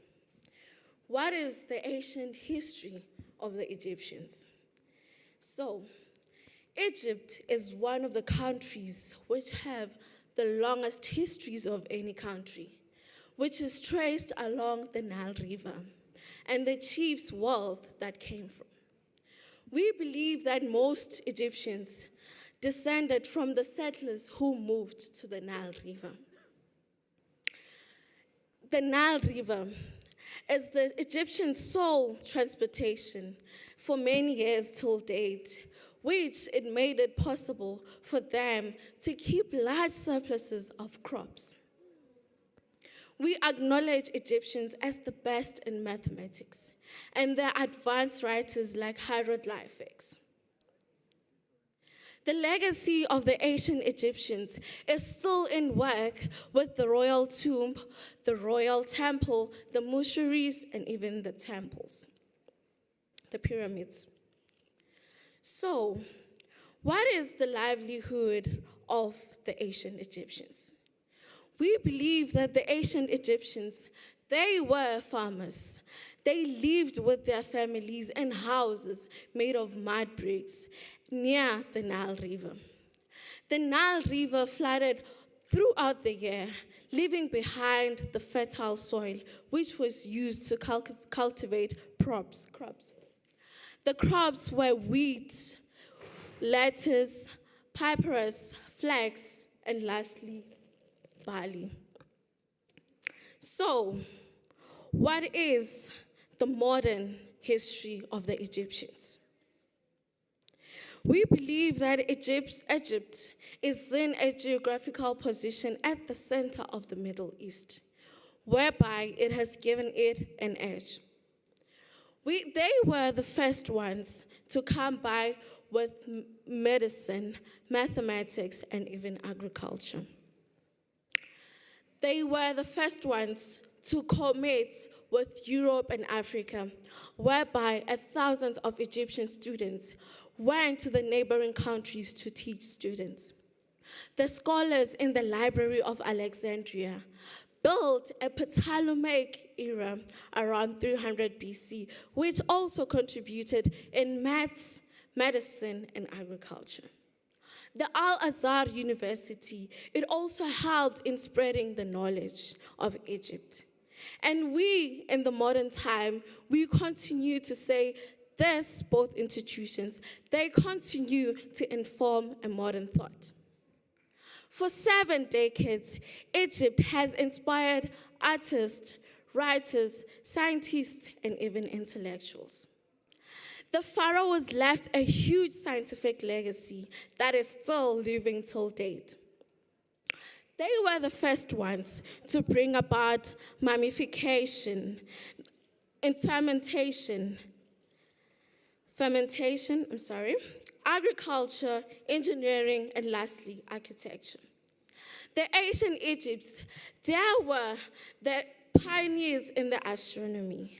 Their expertise played an important role in determining the annual flooding of the Nile River and also the alignment of the pyramids towards the pole star.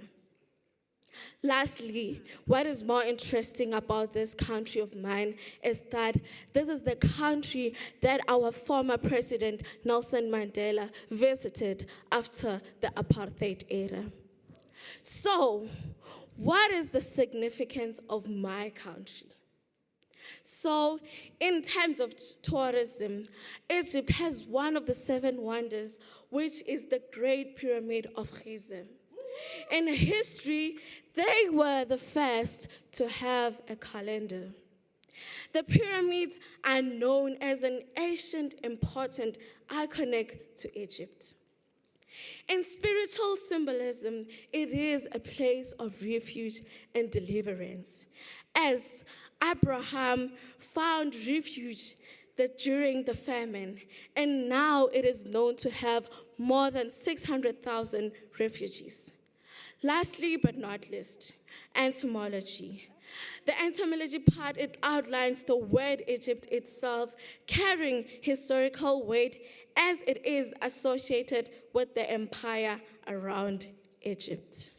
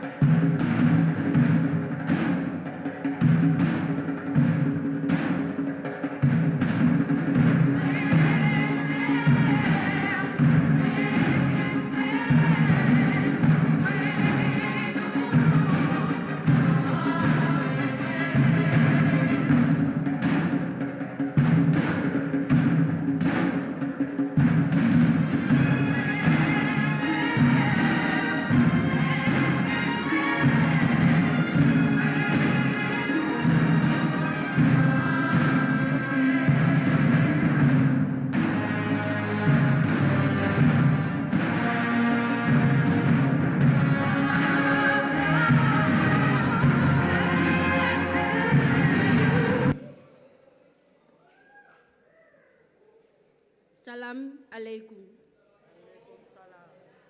Gather around. I have a story for you.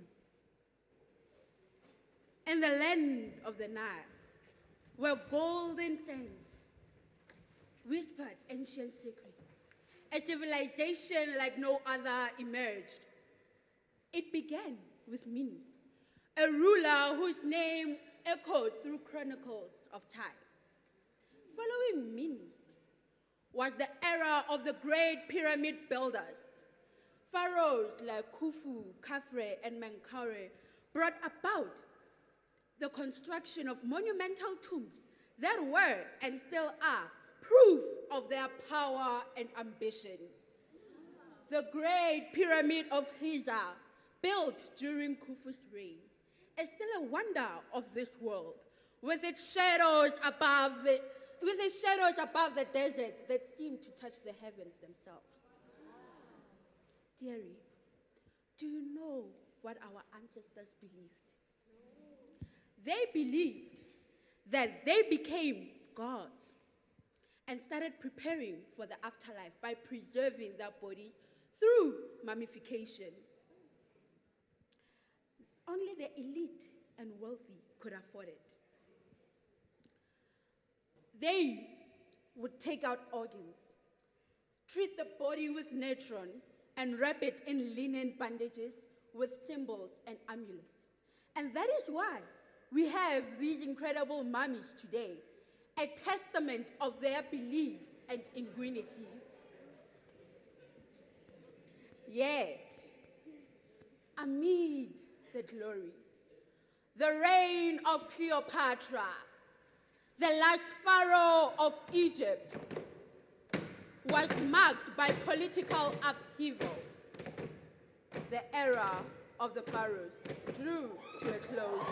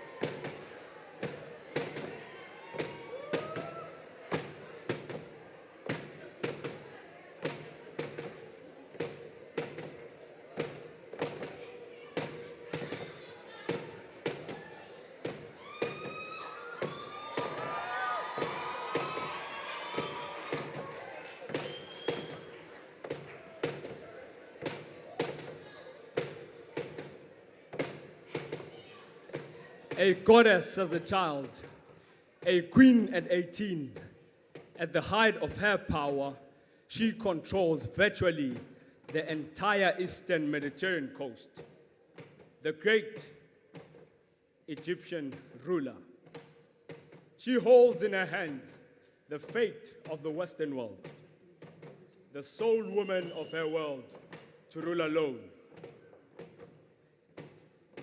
Help me welcome our great Pharaoh, Cleopatra.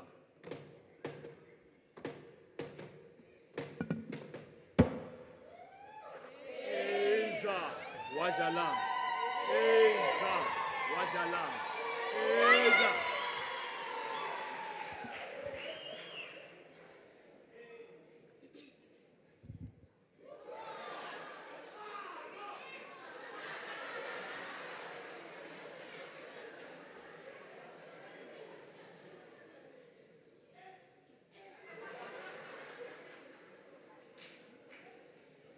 No man will find my tomb.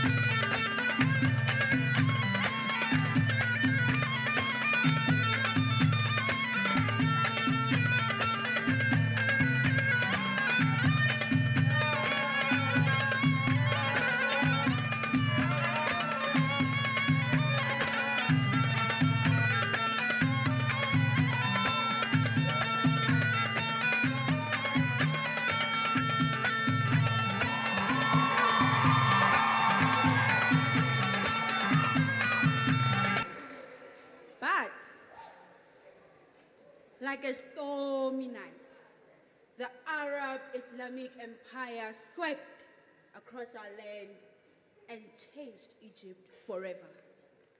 And all the joys we celebrate together, the weddings, the birthdays and anniversaries, we all gather around a steaming plate of kapsa. And when we gather around, we wear our traditional clothing. The men in their jibalayas, jibas and turbans, the women in their thobes and hijabis, adorned with jewelry.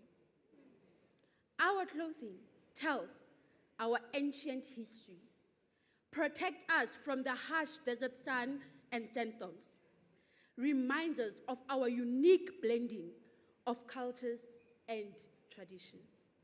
Now, dear one, I am gifting you this hijab, a symbol of our simplicity and modesty, a commitment to our Islamic faith. Wear it with pride, child, and never forget the long, winding road that brought us to where we are today. Now, as the sun sets on our dear land, we've seen many a conqueror come and go. The British Empire held us in its grasp for nearly a century before we finally broke free. But our story doesn't end there, dear one.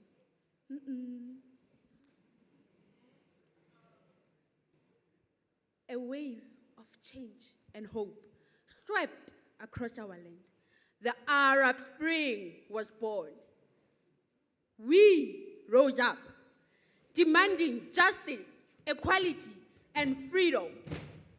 We took our first steps towards a brighter future.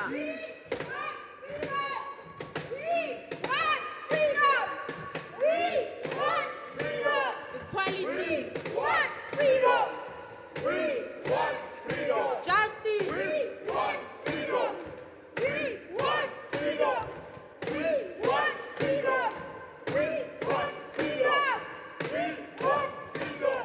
We want freedom!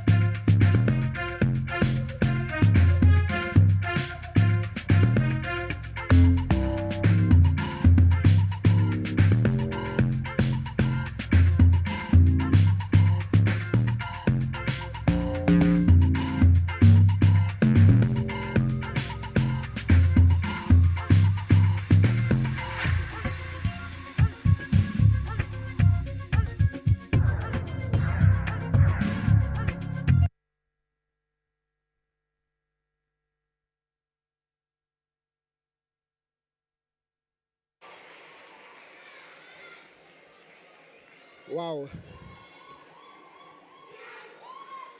What a beautiful and outstanding performance. When we are talking about Africa, this is what we are talking about. Now, ladies and gentlemen, let's give them another round of applause for their outstanding performance.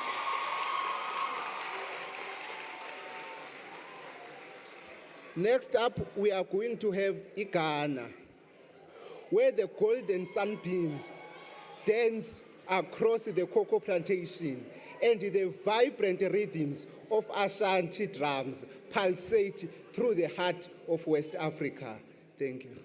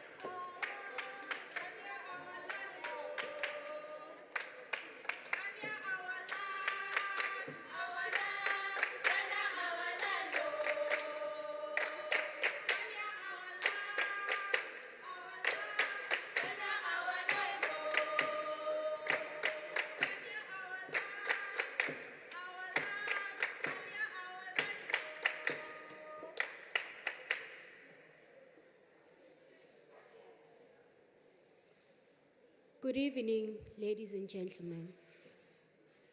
This is Samgelisiwe Bushula representing the Ghana culture.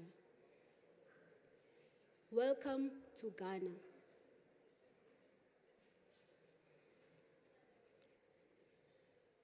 This is the early Ghana, where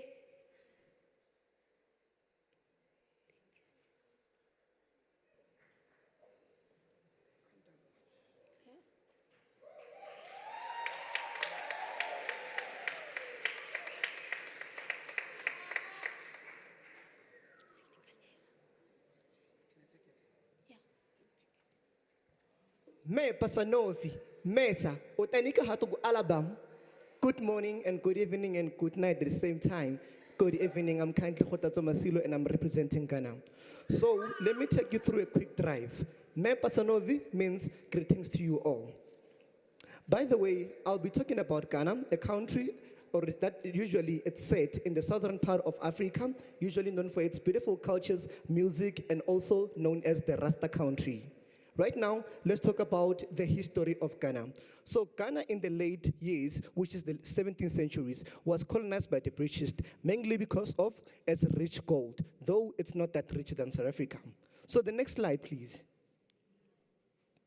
This slide talks about how Ghana has improved from being the old Ghana to the recent years. This further proves improvement on what? On economical segments, further proves improvement on agriculture, and further stating that agriculture from Ghana has not only led to subsistence farming, but then has led to economic contribution. Next slide, please. So now, let's talk about Ghana using a geographical map. So those who have done geography, they can tell you that Ghana is on the east coast of Africa. It's bordered by Guinea, and it's also bordered by other countries. That states its segment to be real, and those who know Ghana for sure, they'll tell you that Rastafari. Next slide.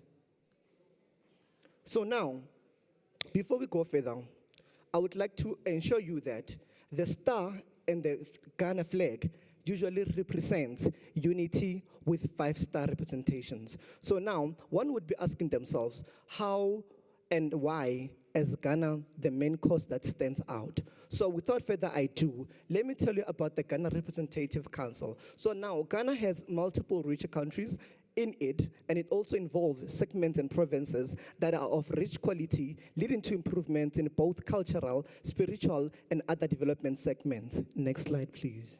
So now, let's talk about, okay, the cultural part of Ghana. So Ghana has families, Ghana has brothers, Ghana has friends, Ghana has sisters. So now, what is the correlation in the relationship in all the segments? Once again, Mayor Pasanovi. So now, let's talk about how has it been in this segment. So Ghana families usually respect funerals, weddings, and naming ceremonies. This is an idea to what? To indulge and to help the family get engaged into one another. Ghana is well known to be a country that is of community and it's of peace because the communities are well of engagement and the weather encourage motivation likewise. Next slide, please. So now, I would love to skip this part as it further relates to the cultural parts and arts of Ghana. So Ghana is known for its djembe drums and all other musical segments that are into Ghana. So Ghana has unique music including the Rasta songs that you all love, especially those with weed-minded persons. So now, let's talk about how has it improved lately. So Ghana now, as the one of the richest countries, not in minerals, but then in cultural heritage. It respects its culture. Those who don't eat meat, they know better. Next. So now, I would love to skip this part also, as it further relates to what I have stated in the previous slide. Next. So now, the question is, what makes Ghana unique? Okay, when we talk about uniqueness, we talk about what makes Ghana stand out, either from resources, its production from cocoa and coffee, as well as crude oil, has made it one of the richest countries in mineral supplies in Africa. For those who love rich coffee, Jacobs, they will state better. So now, let's talk about what is that particular thing that makes it stand out from the rest of the countries that have been represented here today. It's its uniqueness, rich in culture, motivational perception, economic growth, as well as interceptual thinking and analysis. Next, please. Without further ado, I refuse to thank you. I want to thank you more, more, and more.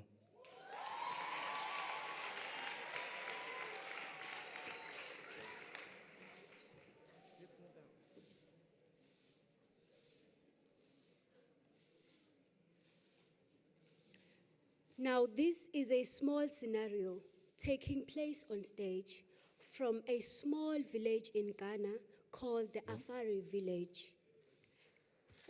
Then there will be a special traditional dance called Patsa.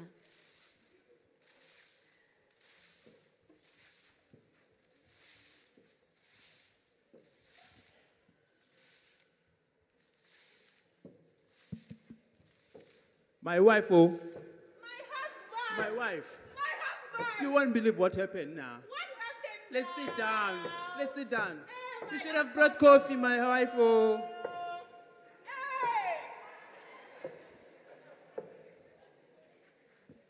My wife, you won't believe what happens that day. What happened now? Oh, my daughter.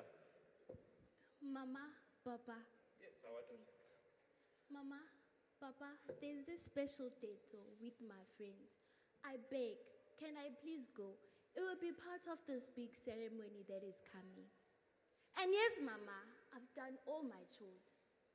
My dear, that is a delightful way to spend your day. You can go now. You can go. It is very important that you and your friends partake in the upcoming festival. Well, if it has to do with the festival, I suppose you can go, my daughter. But don't forget, keep your eyes on the clock. I don't want you to come back late now. My husband, thank you, my dear. Thank you. She'll be safe and she'll enjoy. Make the most out of it, my dear. Yes, Mom. Yes, Papa. Thank you so much. I promise, Papa, I'll keep the time. And Mama, I can't wait to represent our country. I love you so much. We love you too. Now, off you go now. But don't forget, keep the festival spirit. And we'd like to hear more about it when you come.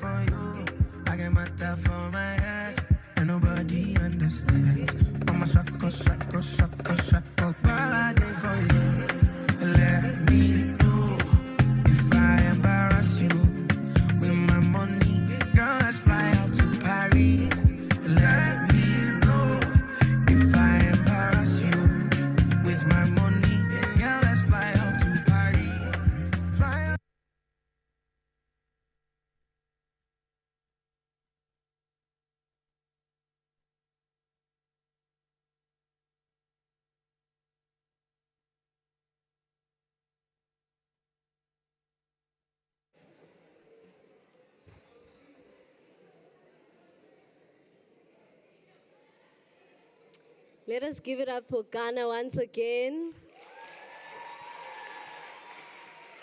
What an amazing performance. They truly did embrace the rich natural resources that we carry as Africa. Next up, I want to call Botswana, where the vast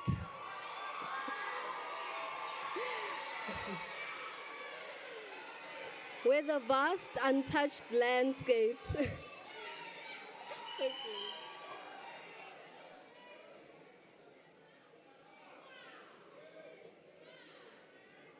Can I continue, Botswana, before you come forward?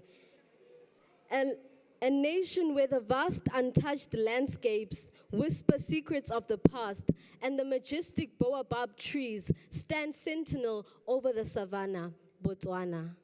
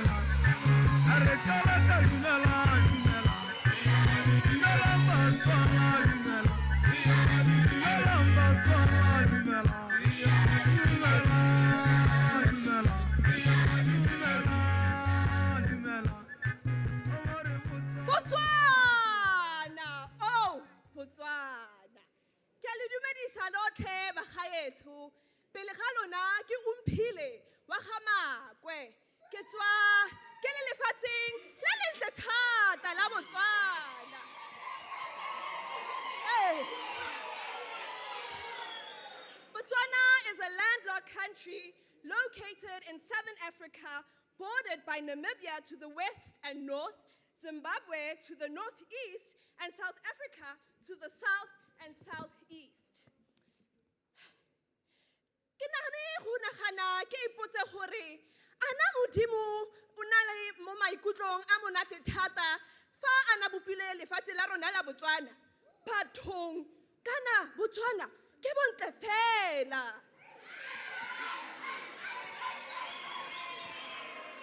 Mafelo a motheo a botlhokwa ke Gaborone, toropo e kgolo go gaisa. This is the city where ancient meets modern. As you walk through the streets of Gaborone, you can witness the rapid development that has taken place through the past few decades. The city is home to modern shopping malls, vibrant markets, as well as the 3 Dikgosi Monument, which pays tribute to the 3 tribal chiefs who played a very pivotal role in Botswana's history.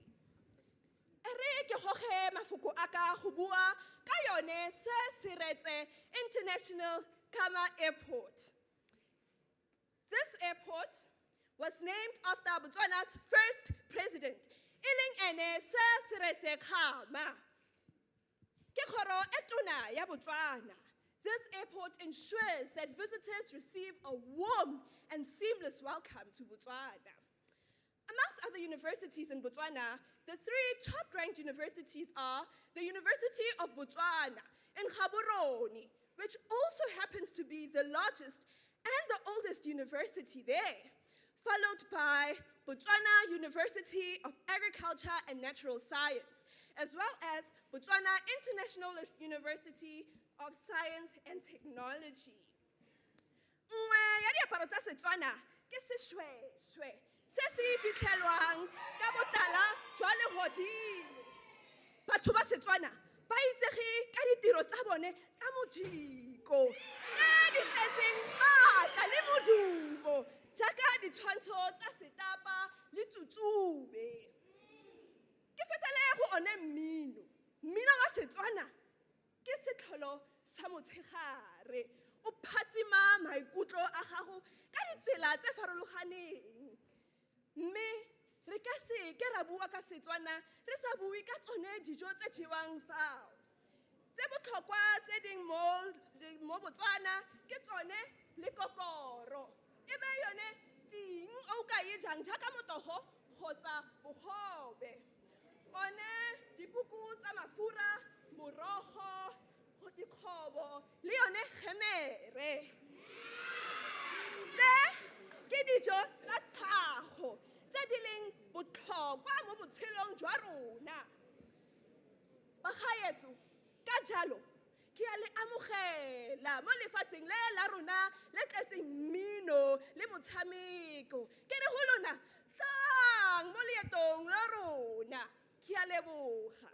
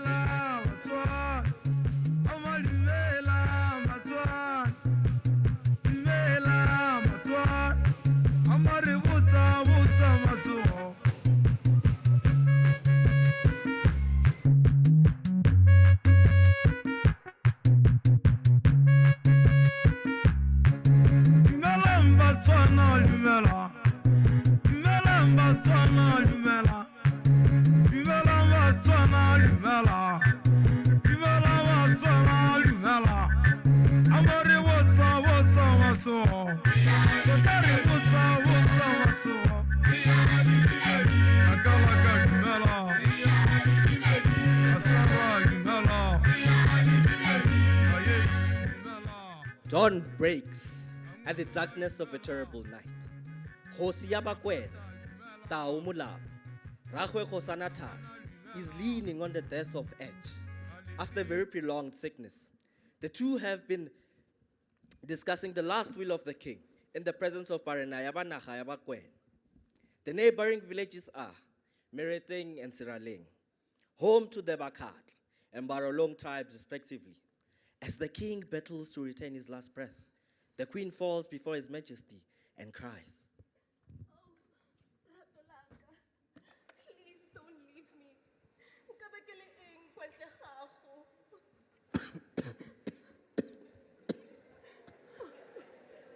Wipe your tears, Khosikhat. My spirit will be with you after I'm gone. But your words sadden me. Or not, my love.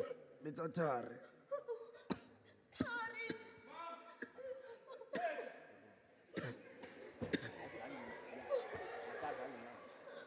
Tari, Omona, guard this kingdom as a lion, serve these people as a soldier, and raise this nation as a father. Mike. After the brief royal family meeting, the queen would ask the village crier to spread the news of the king's request for a bridal selection ceremony. The neighboring villages were invited. Thus, the ceremony would be enormous and extravagant.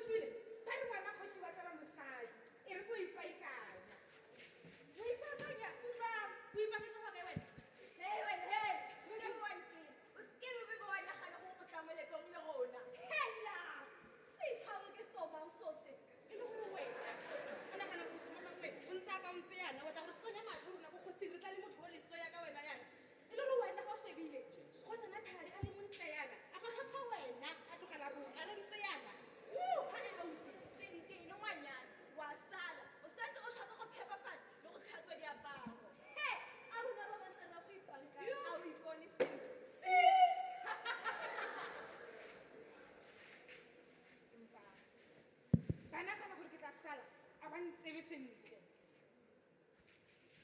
Mama Lebogo. Ke letleletswe ke moletlo mogolo. Ba re ngwana kgoši ba tlola mosadi. Bothata ke Jeremane. Se tshwenyege ngwanaka, itla. To commence the ceremony, Silepe stood tall and welcomed the esteemed guests. Then, he offered each a chance to present the soon-to-be bride, a woman they would give to Prince Tar.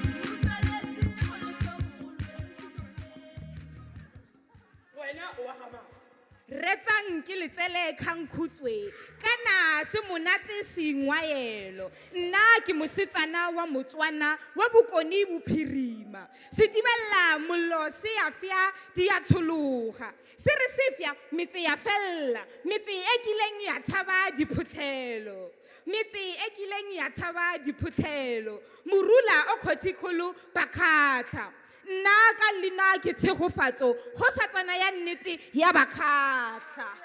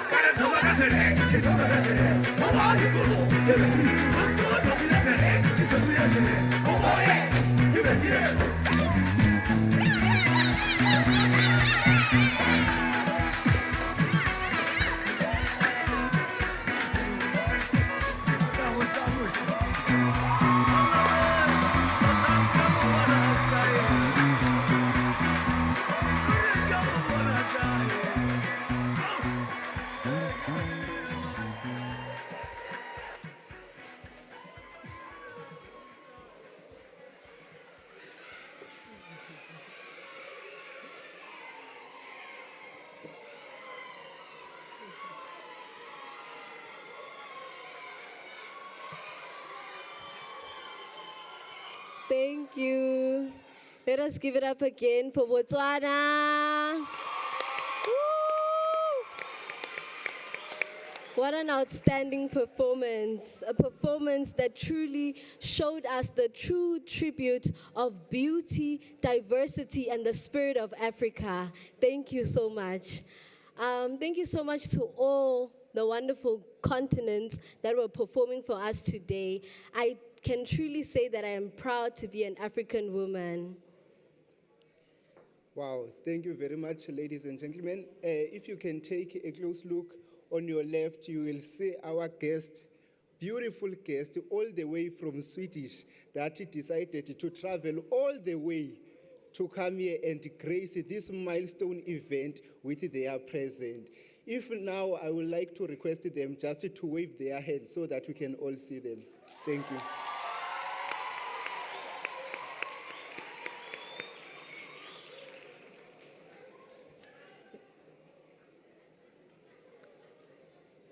Up next, I would like to request the judges, the members of Manco, to make their way to the back to go and taste the food that is prepared by our groups.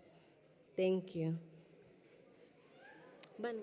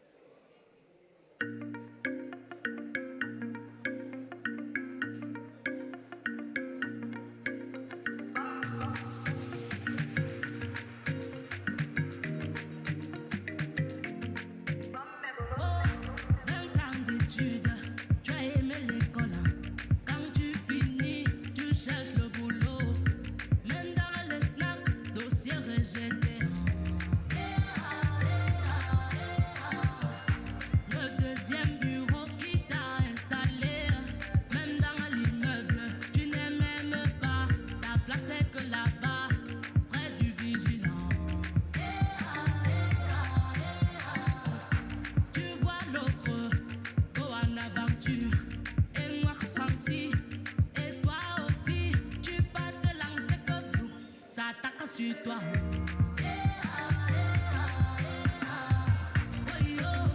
À chacun sa chance. La vie c'est la chance. À chacun sa chance.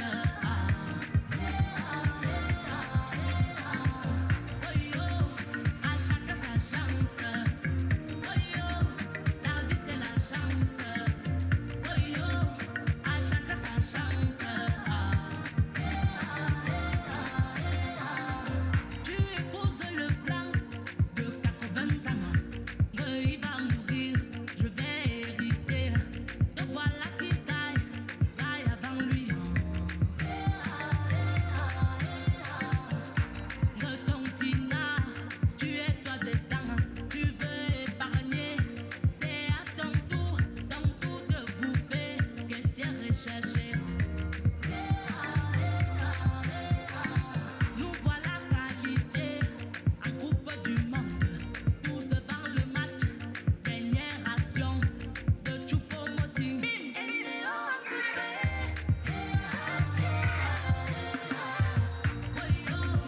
À chacun sa chance.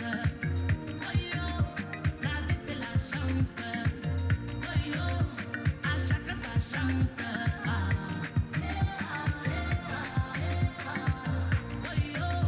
À chacun sa chance. La vie c'est la chance. À chacun sa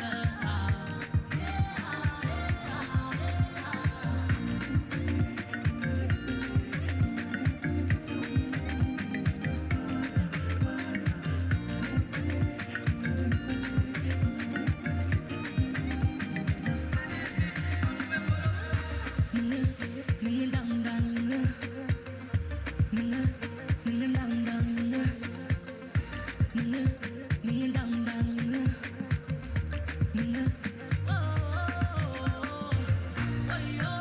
À chacun sa chance. La vie c'est la chance. À chacun sa chance. À chacun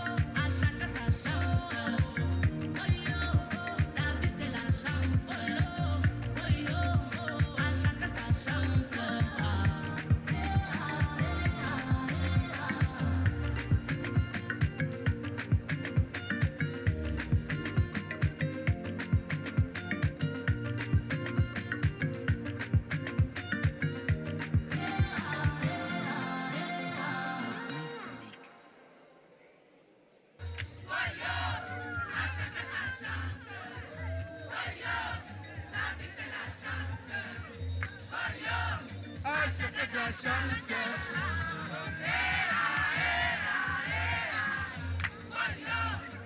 chacun sa chance. La vie c'est la chance. À vous. Ouais, yo. À chacun sa chance. Eh, ah.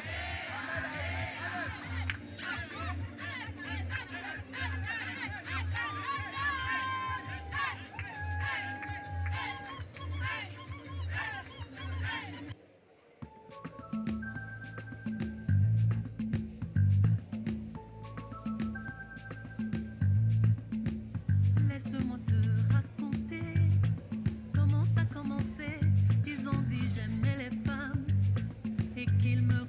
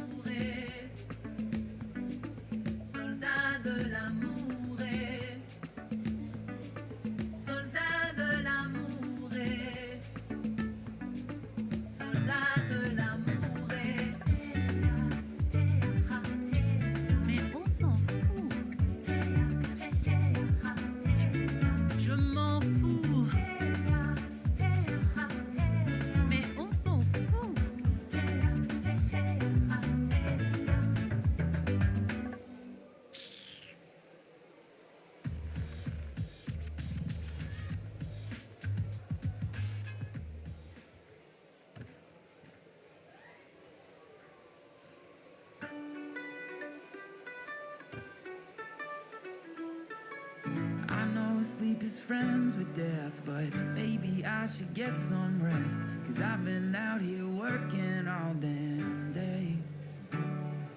Blueberries and butterflies, the pretty things that greet my eyes when you call and I say I'm on my way. You and me belong together like cold iced tea and warm the weather, where we lay out late underneath the pines and we still have fun when the sun won't shine. You and me belong together all the time.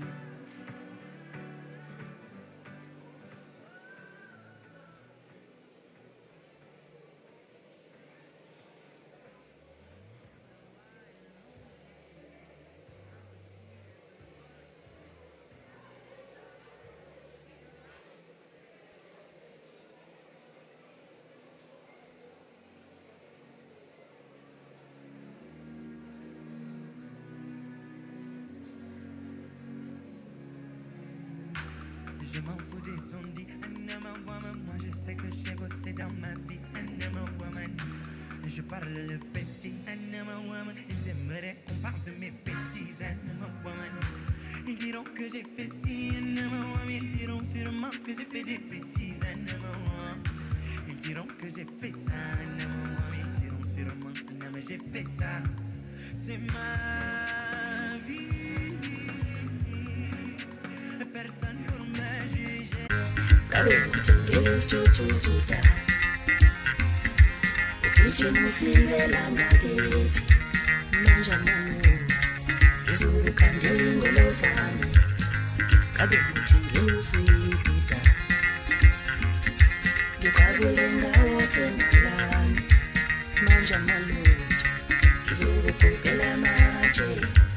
Abantu bathanda iboni asiyozala nkomondi ngoba khetha indoda engenamali, indoda engenalutho.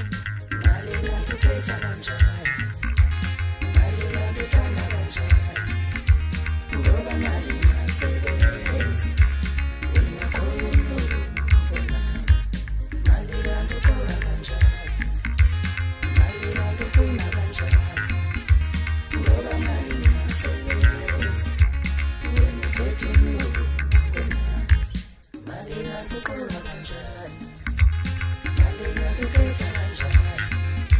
Ngoba mali ingasebenzi ungakhona ukubona.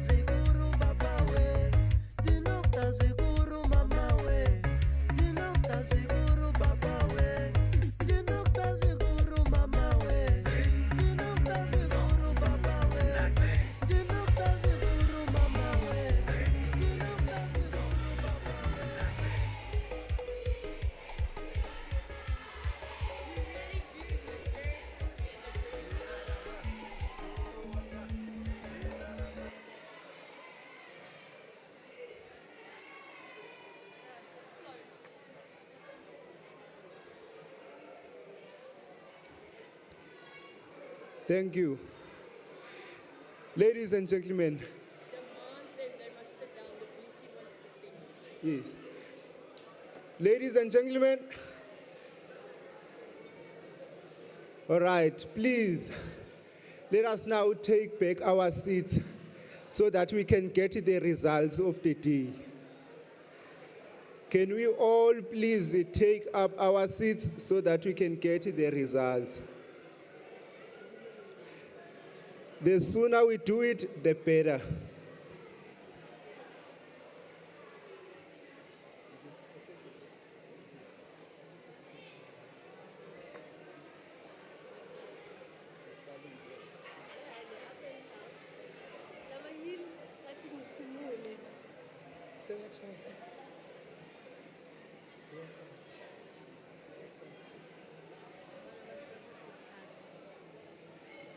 Let us smile. Come.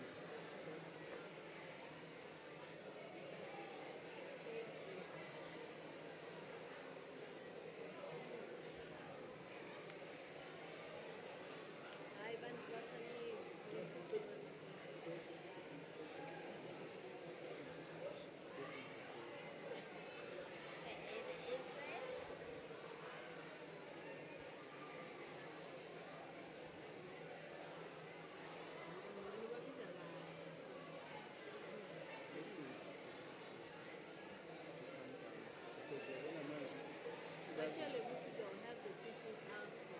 The what? The tastings. I'm sure what's that tasting?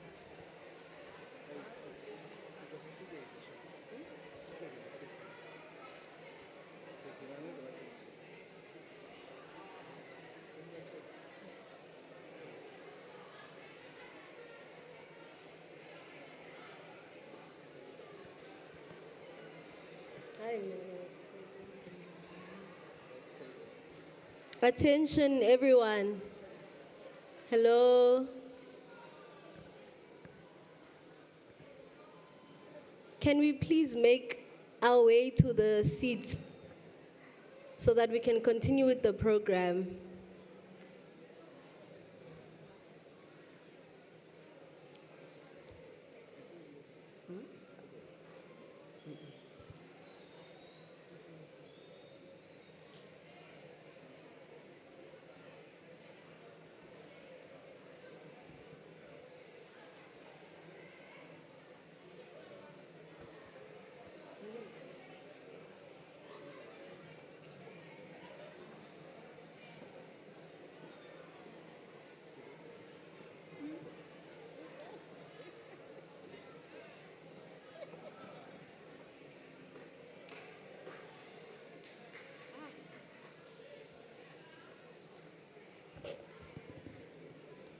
You don't want these results, right?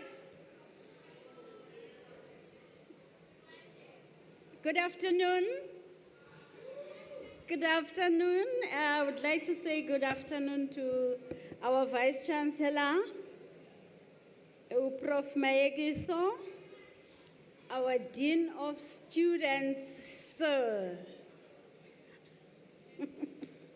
Professor AKS, because I don't want Professor Mbewe, Mr. Flame, Mr. Lutle, Imenko, staff and students, and also our good visitors.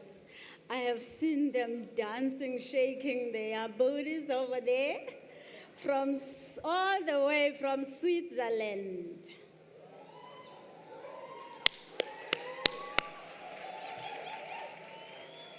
You're welcome. It is a great honor and a very heartwarming occasion to see such an contagious enthusiasm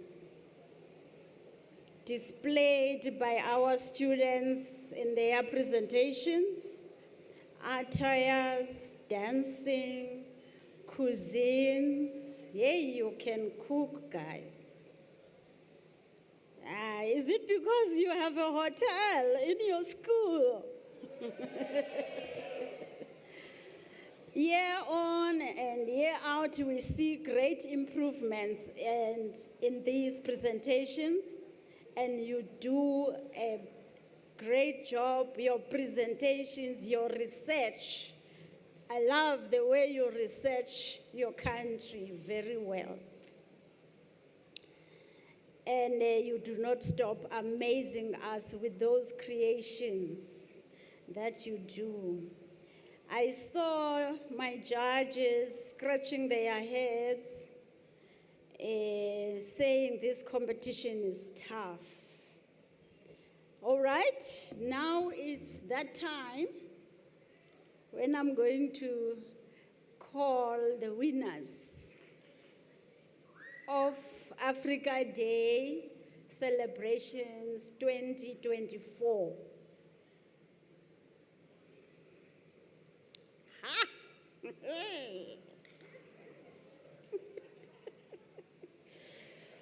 Yeah. I don't know what to say. Which one should I start with? Are you ready? Okay. I'll start with number 3 and go up to number 2, go up to number 1. Our number 3, can you guess?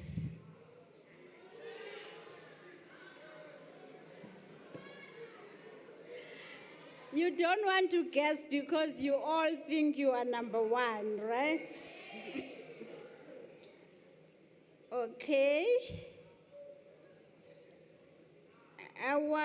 You are all winners, ne? Never forget that. Our number 3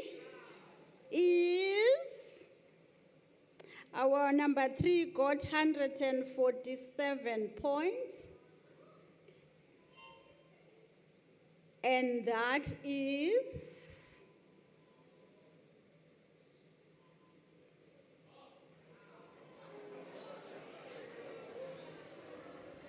Ethiopia.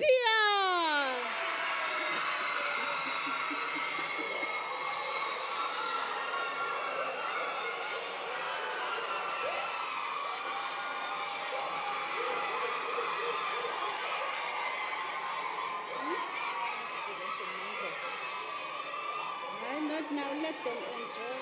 Oh.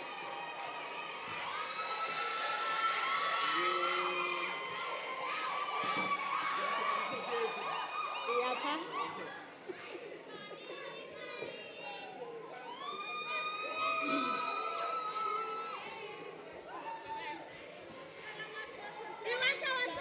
No, you'll just get your trophy and go down, and then later it's gonna be photos, right? They want photos now.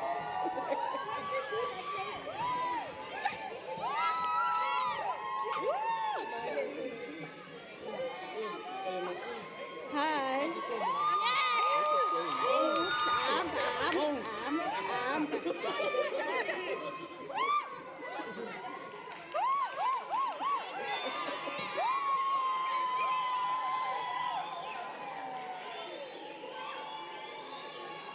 Okay, all right. Number 2. Number 2.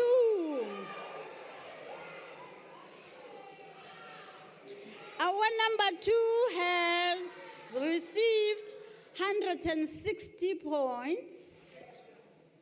Our number 2.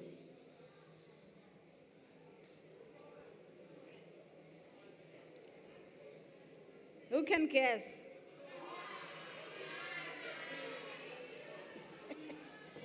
Number 2 is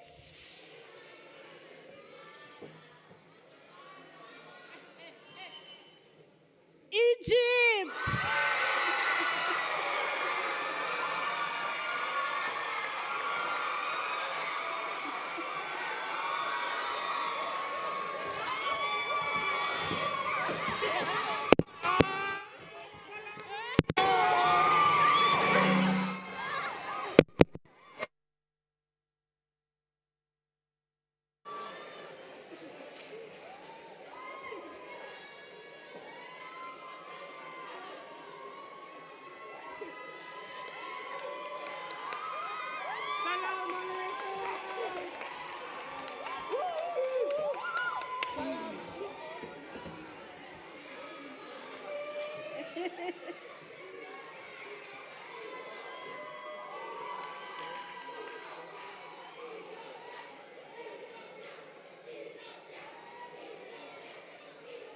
All right, okay. Number 1. Our number 1 has 166 points. 166 points, not far away from Egypt. It's obvious. Number 1 is Botswana.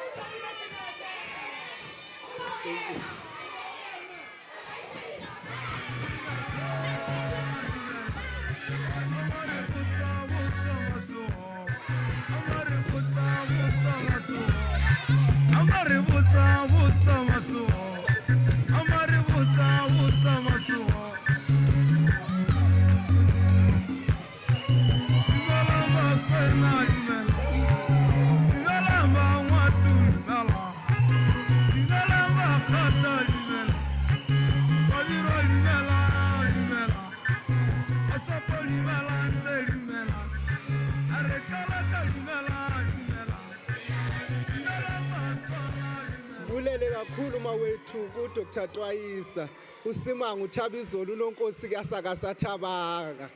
Cela simqhobeleni izandla. Ngalo mazwi ndithi makube chosi kubele mabudede ubumnyama kuvela ukukhanya.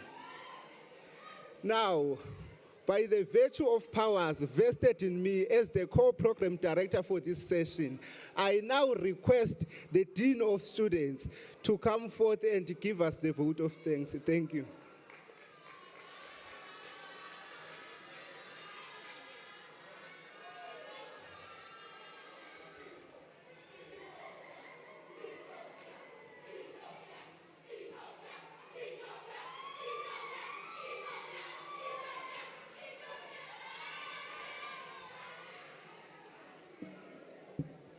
Thank you, Program Director and the other directors.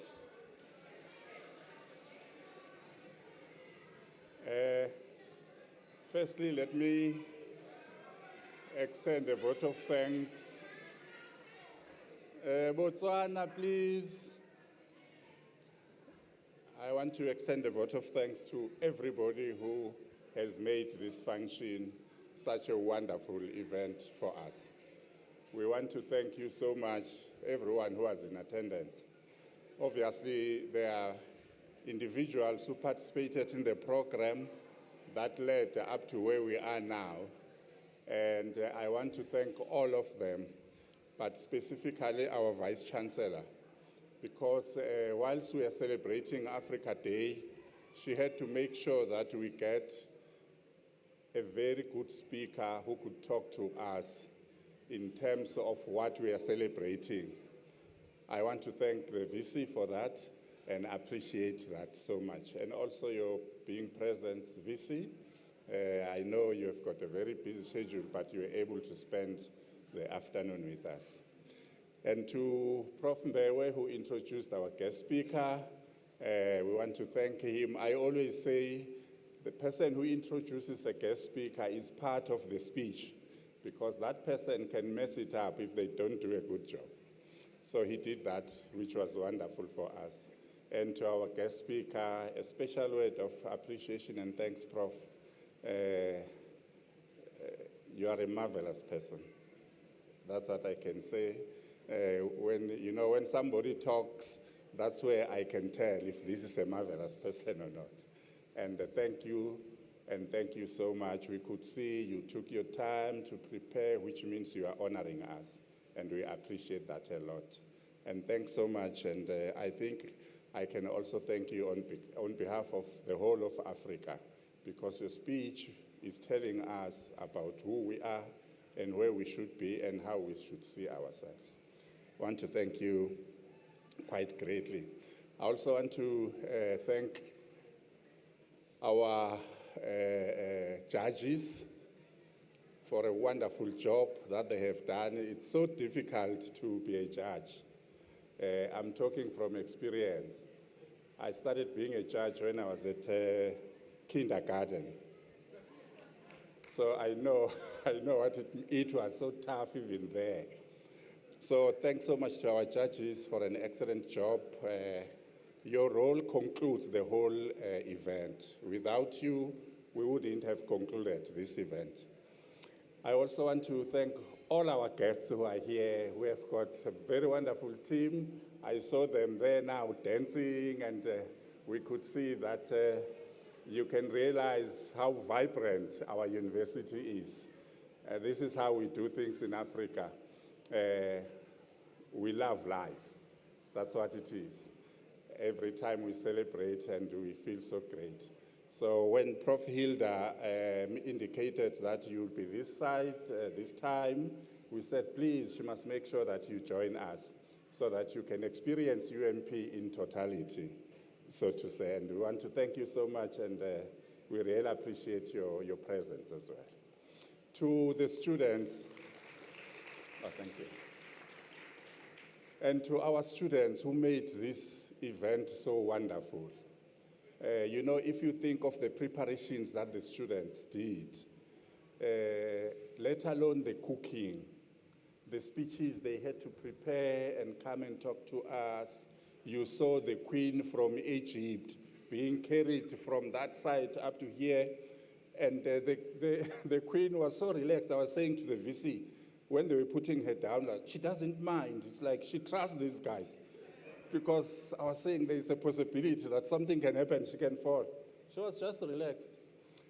And then she comes here just to say, no man shall see my grave. And off she goes.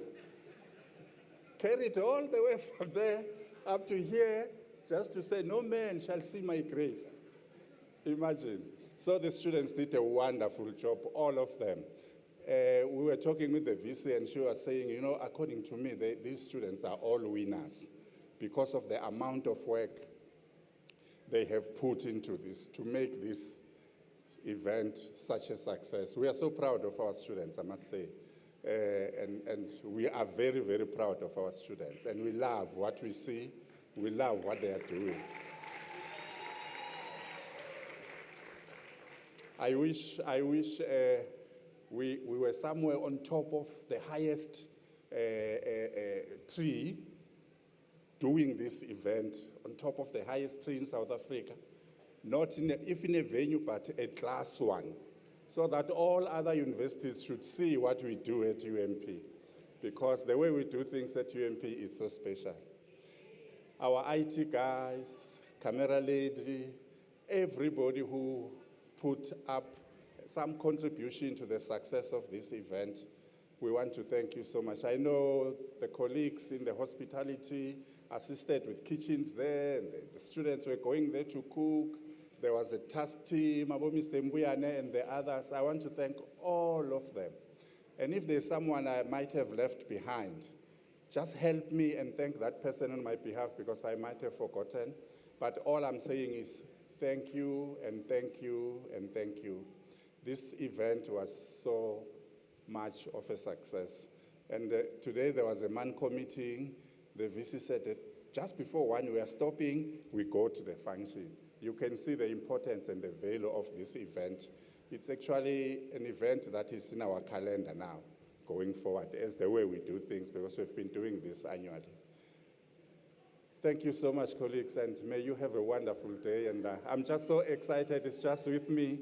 When I'm excited, I smile from inside. I don't show it, but I'm so happy about this. And thanks to everyone. Thank you.